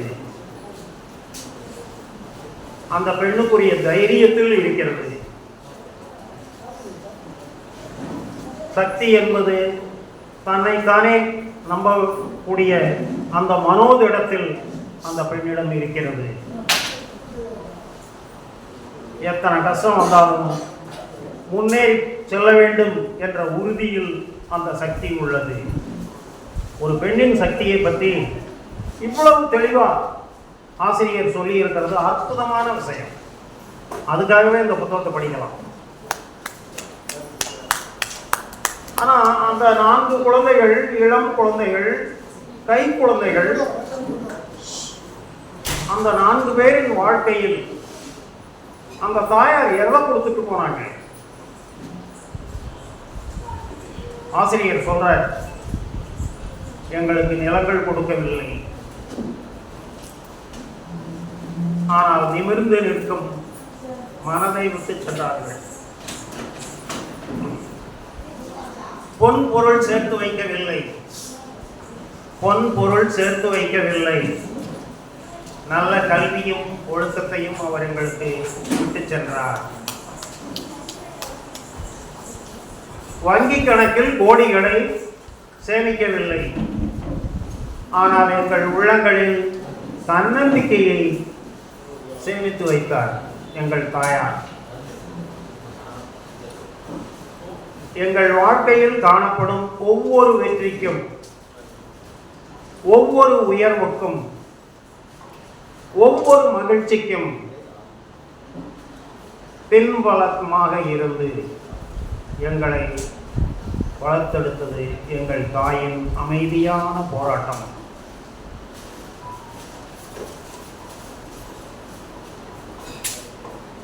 இந்த தாயை பற்றி சொல்லும்போது, ஏன்னா அவங்க 30 வயசு பெண், ஆனால் 4 குழந்தைகளின் தாய்.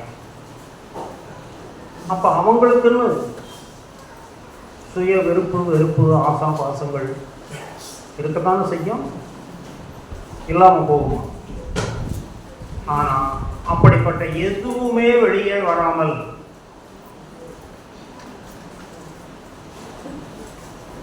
எதுவுமே வெளிப்படாமல், எதையும் வெளிக்காட்டாமல்,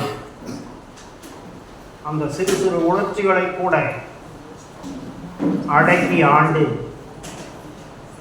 வாழ்ந்து 4 குழந்தைகளையும், இன்னைக்கு அந்த 4 குழந்தைகளும் அற்புதமா வாழ்ந்துட்டு இருக்காங்க. 4 பேருக்கும் ஒரு அபாரமான அற்புதமான வாழ்க்கை இருக்கு.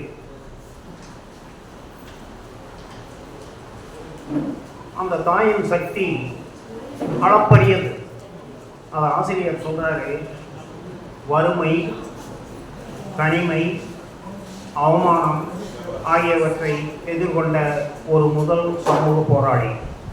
உண்மை, ஒரு தனி குடும்பமாக இருந்தாலும் 4 குழந்தைகளையும் சமூகத்தில் ஏற்பட்ட அனைத்து விதமான எதிர்ப்புகளையும் முன்னின்று போராடி அந்த குழந்தைகளை வளர்த்தெடுத்தவர். அதனால் அவர் அந்த குடும்பத்திற்கான முதல் சமூக போராளி என்று தன் தாயை அறிமுகப்படுத்துகிறார்.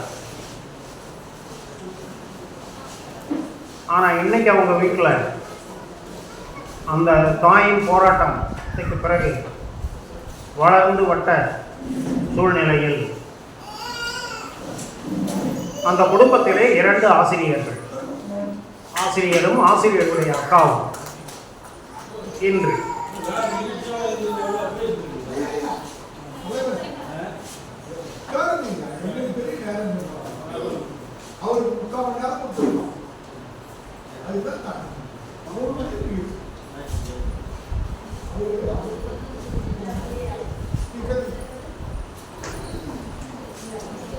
அப்படிப்பட்ட சமூக போராளி வளர்த்த எங்கள் வீட்டிலே இன்று 2 ஆசிரியர்கள், ஆசிரியரும் அவருடைய தமக்கையும்.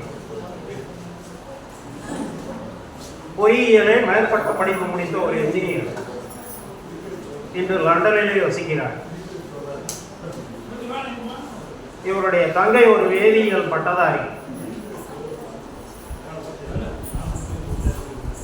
இப்படிப்பட்டவர்கள் கல்வியில் உயர்ந்தோங்கி வாழ்க்கையில் ஒரு நிலையான அமைப்பை பெறுவதற்காக பாடுபட்ட என் தாயின் அர்ப்பணிப்பு, தியாகம், கண்ணீர் காரணமாக இருந்தது.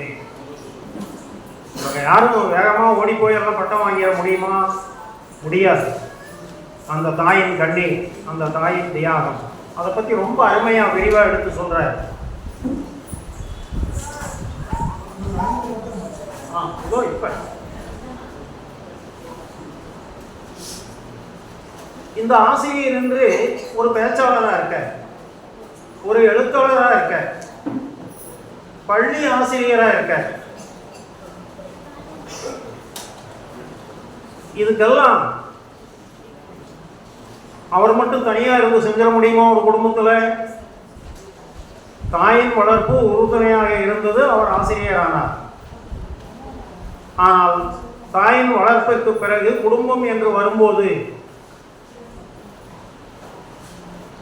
ஆசிரியர் சொல்றாரு, நான் பேச்சாளராக, எழுத்தாளராக வேண்டும் என்ற என் கனவிற்கு பெரிதும் உறுதுணையாக இருப்பது என் கணவர்தான்.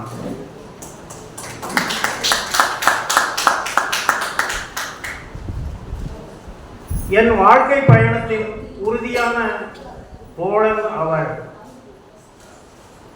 என் வாழ்க்கை பாதையை அழகாக்கிய என் அன்பு கணவருக்கு என் மனமார்ந்த நன்றியும் அன்பும் என்றும் உரியது. இது மட்டும் நல்ல செய்தி. அவர் +2 முடிச்ச பிறகு கல்யாணம் பண்ணிட்டார். அவர் ஒன்றும் காலேஜுக்கு போய் பட்டம் வாங்கி வேலை வாங்கி அப்புறம் கல்யாணம் பண்ணி குடும்பத்துக்குள்ள வந்தவர் அல்ல. +2 முடிச்சு கல்யாணம் பண்ணி வீட்டில் இருக்கும்போது தான் படிக்க போகலாங்கிற ஆர்வம். அப்போ கணவரின் ஆதரவு, துணை அபாரமாக இருந்தது. அந்த கணவரின் ஆதரவு. சரி, ஆசிரியர் பயிற்சிக்கு போகணும், அப்பவும் அந்த கணவரின் ஆதரவு இருந்தது. மேற்பட்ட படிப்பு, இப்படிப்பட்ட சூழ்நிலையில் அந்த கணவரின் ஆதரவு, துணை என்பது அபாரமானது, அளப்பரியது. அதை ஆசிரியர் புத்தகத்திலேயே தெளிவாக சொல்றாரு. அதுதான் இந்த வரி, என் அன்பு கணவருக்கு என் மனமார்ந்த நன்றி.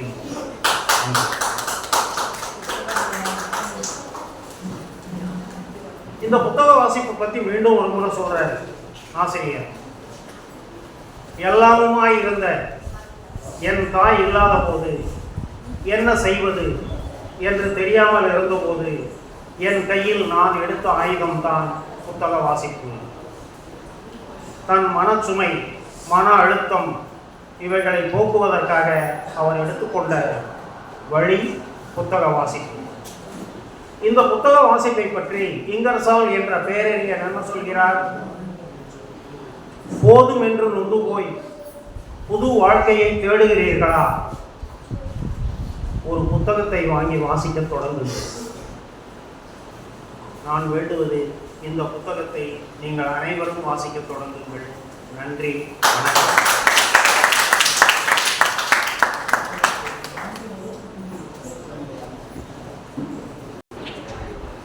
அதாவது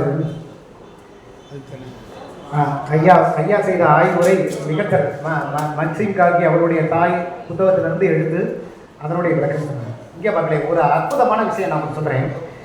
இங்கே பார்க்க, ஜானி அம்மா, உங்களுக்கு உங்கள் தாய் உணவு கொடுத்தாரு, உண்மை தானே?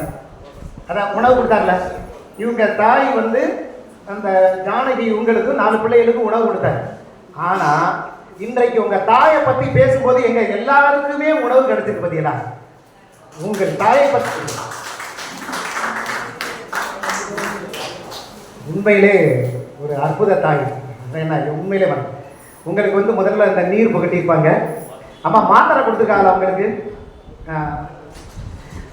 ஆமாம், உங்களுக்கு நீர் கொடுத்துருப்பாங்க, மாத்திரை கொடுத்துருப்பாங்கல்ல. மாத்திரை அந்த மகனுக்கு கசக்கூடாதுன்னு தேன் கொடுத்துருப்பாங்கல்ல. இப்போ பாருங்க, அவங்களை பற்றி பேசும்போது நமக்கு தேநீரே கிடைச்சிச்சு. பார்த்தீங்களா?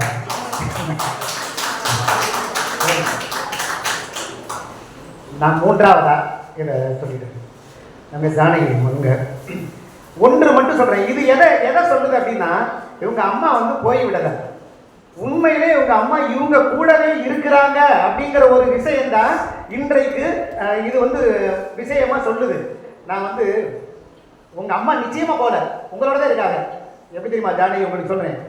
ஹிந்தியில ஜானா போ ஆனா வாம்பாங்க, ஜா நகி. நிச்சயமா உங்க அம்மா அவங்கள்ட்ட போகவே இல்லை.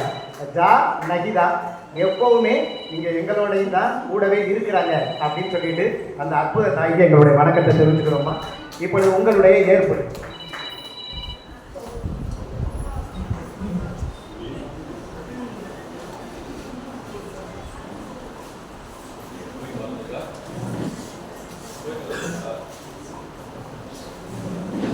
வள்ளுவன் வாக்கிலே பிறந்து கம்பன் கைகளில் தவழ்ந்து கண்ணதாசனின் காதலியாய் கல்லுக்குள் சிலையாய் மண்ணுக்குள் நீராய் எனக்குள் நீயாய் நமக்குள் நாமாய் வளர்ந்து வரும் ஈடில்லா தமிழை நம்முடைய தமிழ் காதலர்களாக இன்று கலந்துரையாடும் பேரவையில் நடத்தி கொண்டிருக்கின்ற நம்முடைய தமிழ் ஆர்வலர்கள், சான்றோர்கள், தமிழின் ஐயா அவர்கள், காமராஜர் ஐயா அவர்கள் மற்றும் இங்கு இணைந்திருக்கின்ற அனைவருக்கும் என்னுடைய மனமார்ந்த வாழ்த்துக்களையும் பாராட்டுகளையும் தெரிவித்துக் கொள்கிறேன்.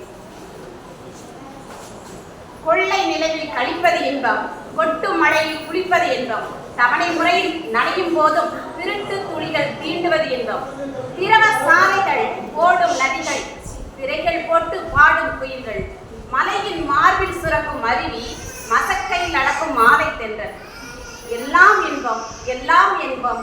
எனக்கு என்ன இன்பம் தெரியுமா? இந்த கலந்துரையாடல் பேரவை நிகழ்வில் 2250 நிகழ்வில் என்னுடைய நூல் வெளியீட்டு விழாவில் நான் இந்த இடத்தில் நிற்பதே இன்பமோ இன்பம், பேரின்பம். ஏற்கனவே திருநாயில ஐயா நிறைய சொல்லிட்டாங்க. எல்லாரும் புத்தகம் எழுதுறாங்க, நம்மளும் எழுதலாம் அப்படின்னு சொல்லிட்டு சில மனப்பிரச்சனைகள் எனக்கு இருக்கும்போது தோணுச்சு. நிறைய படிப்பேன்.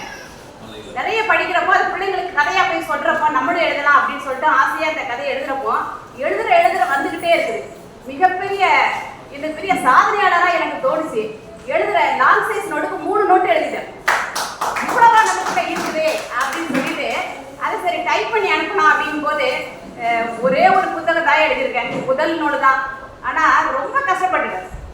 அதுல நினைப்பேன், தமிழின் ஐயெல்லாம் மாசத்துக்கு ஒரு நோட் போடுறாரு. உண்மையில ஆச்சரியமா இருக்குது ஐயா. ஒரு புள்ளி, ஒரு காற்புள்ளி, கம்மா, இதுக்கு இவ்வளவு விஷயம் இருக்குன்னு சத்தியமா எனக்கு தெரியாது. முதல்ல அடி எடுத்து வைக்கிற குழந்தை மாதிரி இந்த புத்தகம் உங்களுடைய கைகளில் இருக்குது. அதற்காக இப்போ பாத்தீங்கன்னா எந்த புத்தகத்தை கிளிக்கிறதுக்கு மனசு வர மாட்டேங்குது.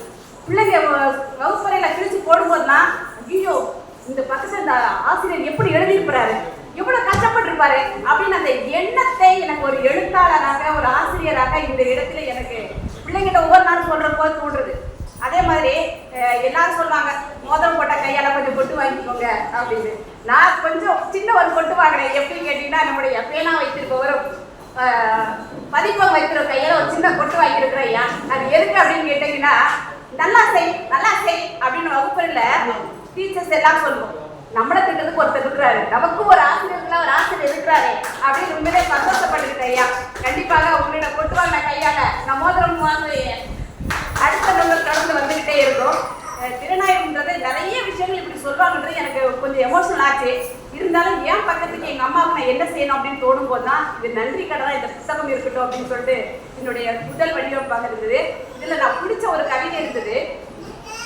எங்கள் அக்கா கல்லூரிக்கு போகும்போதே கொஞ்சம் காதல் பையன்றது எல்லாருக்குமே இருக்கும். அப்போ எங்கள் அம்மா கிட்ட வந்து எல்லாரும் சொல்லும்போது, பொண்ணு இந்த மாதிரி ஒரு பையனை லவ் பண்ணுறாங்க அப்படின்னோட, ஏற்கனவே எங்கள் அம்மா காதலில் அடிபட்டு பல கஷ்டங்களை அனுபவிச்சுட்டு வந்தவங்க.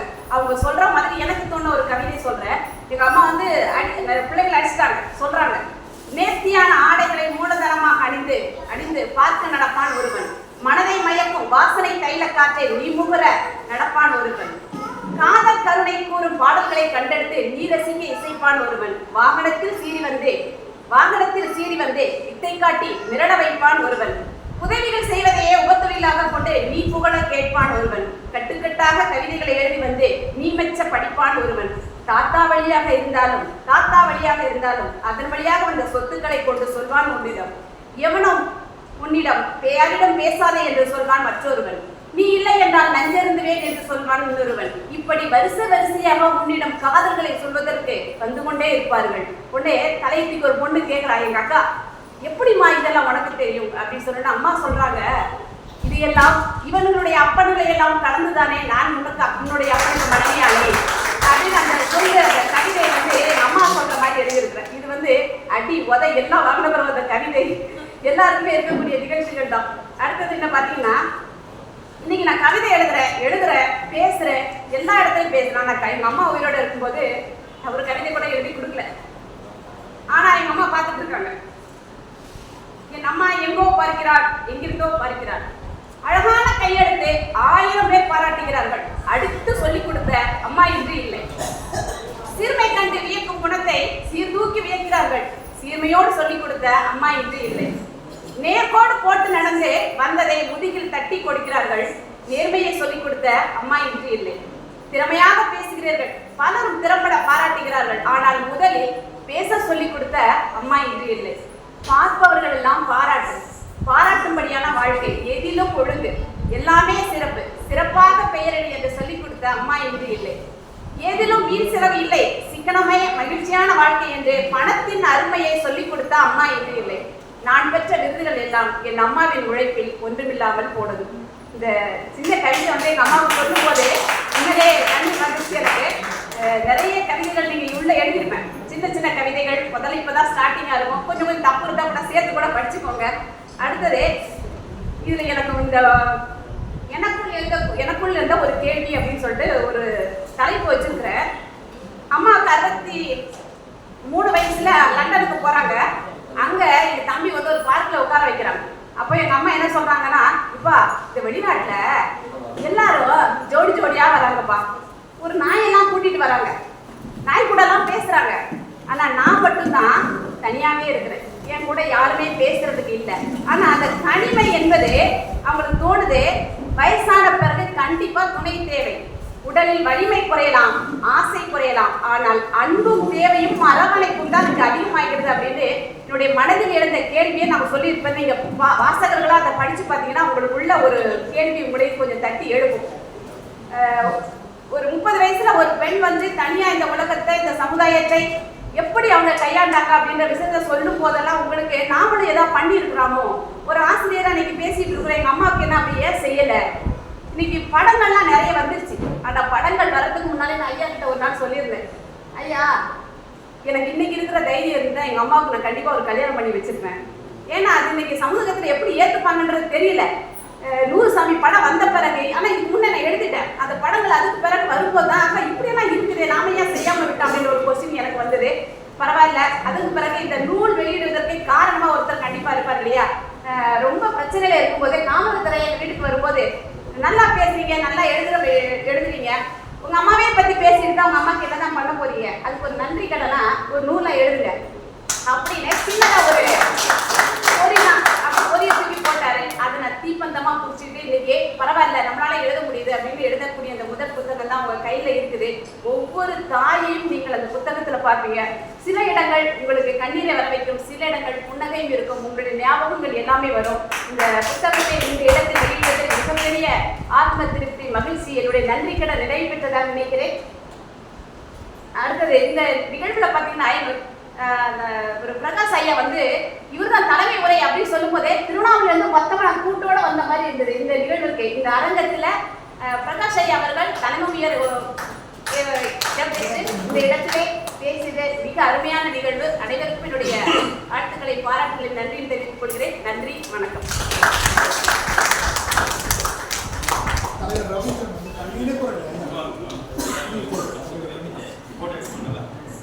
ஐயா தலைவர் ரவீந்திரன் ஐயா அவர்கள் இப்பொழுது வருகை இருக்கிறார்கள். ஐயா அவர்களுக்கு தியாகமாகி நின்றார் நூல் இப்பொழுது வழங்கப்படுகின்றது.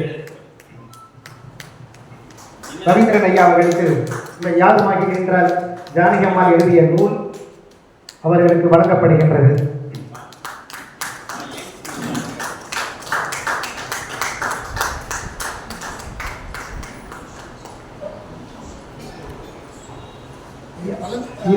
இந்த நிலையில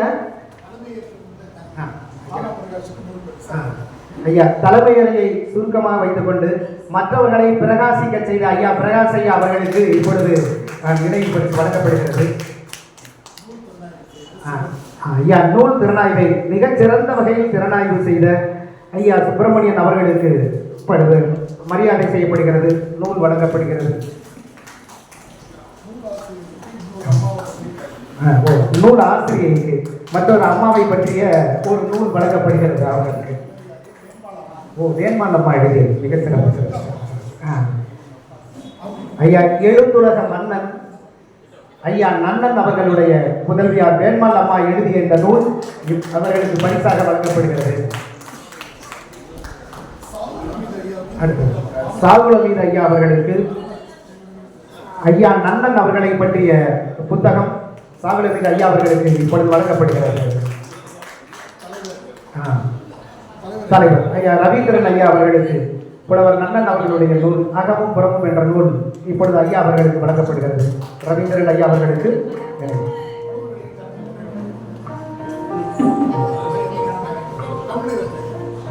அவங்க ஒன்று சொல்ல விரும்புறாங்க, அதுக்கடுத்து நான் 2 சொல்ல விரும்புறேன். அதோட அந்த நூல் ஒரே ஒரு செய்தியா இந்த நூலை கொடுத்த உடனே சுஜிசீமம் ஐயா அவர்கள் வந்து இதுக்கு ஒரு வாழ்த்துறை கொடுத்துருப்பாங்க, முதல்ல வச்சிருப்பேன். அடுத்ததாக நீதியரசர் ஐயா அவர்கள் வந்து நூலை பார்த்துட்டு அவர்களும் இந்த என்னுடைய புத்தகத்தோட இந்த மதிப்பு இருக்கணும் அப்படின்றதுக்காக ஐயா அவர்களும் வாழ்த்து சொன்னாங்க. அதே மாதிரி இன்னும் ஒன்று பிரமணாயம் ஐயா, டெல்லி பிரமணாயம் ஐயா அவர்களும் இதற்கு ஒரு அடிந்துரை கொடுத்திருப்பாங்க. அனைவருக்கும் என்னுடைய இந்த இடத்திலே மனமார்ந்த வாழ்த்துக்கள், பாராட்டுகள். இதை திறனாய்வு செய்த சுப்பிரமணியன் ஐயா அவர்களுக்கும் பிரகாஷ் ஐயா அவர்களுக்கும் என்னுடைய மனமார்ந்த வாழ்த்துக்களை. அதே இடத்துல நில்லுங்க. நான் ஒரு 2 விஷயம் சொல்ல விரும்புகிறேன்.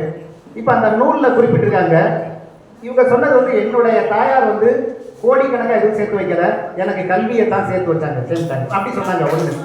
2வது பணம் பொருள் இதெல்லாம் வந்து சொத்துக்கள்லாம் சேர்த்து வைக்கல, எங்களுக்கு நல்ல ஒழுக்கத்தை தான் சேர்த்து வச்சாங்க அப்படின்னு சொன்னாங்க.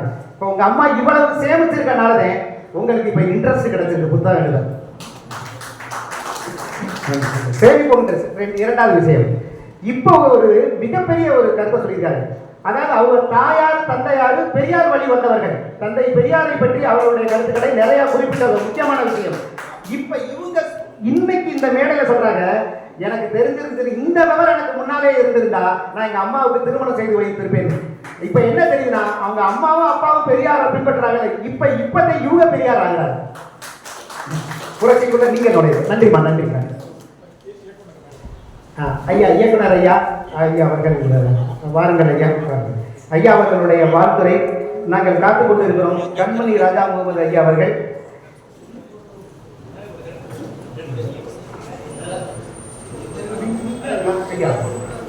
ஐயா காமராஜ் ஐயா அவர்கள் நம்முடைய தலைவர் ரவீந்திரன் ஐயா அவர்களுக்கு பொன்னாடை பொருத்தி கௌரவிக்கின்றார்கள். அதாவது அதை பற்றி நான் ஒன்று சொல்லிடுறேன். ரவீந்திரன் ஐயா அவர்கள் எந்த ஒரு பிரச்சனையாக இருந்தாலும் இதுக்கு தீர்வு சொல்வார். சார்பு பண்றவர் அவர் தான் அவருக்கு சார்பை அறிவிக்கின்றோம் என்று தெரிந்து கொள்ள விரும்புகிறேன். நன்றி. இயக்குனர் கண்மணி ராஜா மேடைக்கு இவங்க வாழ்த்துறை வழங்குற வித்யா, சிவகாசி, அமுதா ராணி, மேனகா, இளங்கோவன், அனிதா ராணி, மோகனா கோபாலகிருஷ்ணன் யாராவது இருக்கீங்களா? கணித்திற்குரியவர்களே, நமது தமிழ் ஐக்கிய சங்கம் அதுபோல பாரதி தமிழ் சங்கம் திருமுடித்துறையிலிருந்து முருகதாஸ் காந்தி தலைவர் வந்திருக்காங்க. அவங்க குடும்பத்தாரும் வந்திருக்காங்க, கூட அவங்களுடைய உறுப்பினர்களும் வந்திருக்காங்க. அவங்களுக்கு மரியாதைக்குரிய தலைவர் இவங்க தமிழர்கள் ஐயா நினைவு பரிசு கொடுக்குறாங்க. மேடைக்கு வருமாறு அழைக்கிறோம். அவர்கள் கூட அவர்கள் இருவரையும் அழைக்கிறோம்.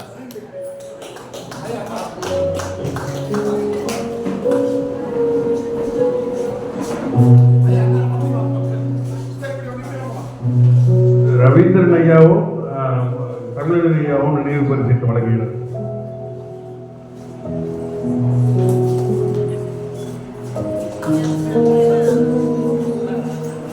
Thank you.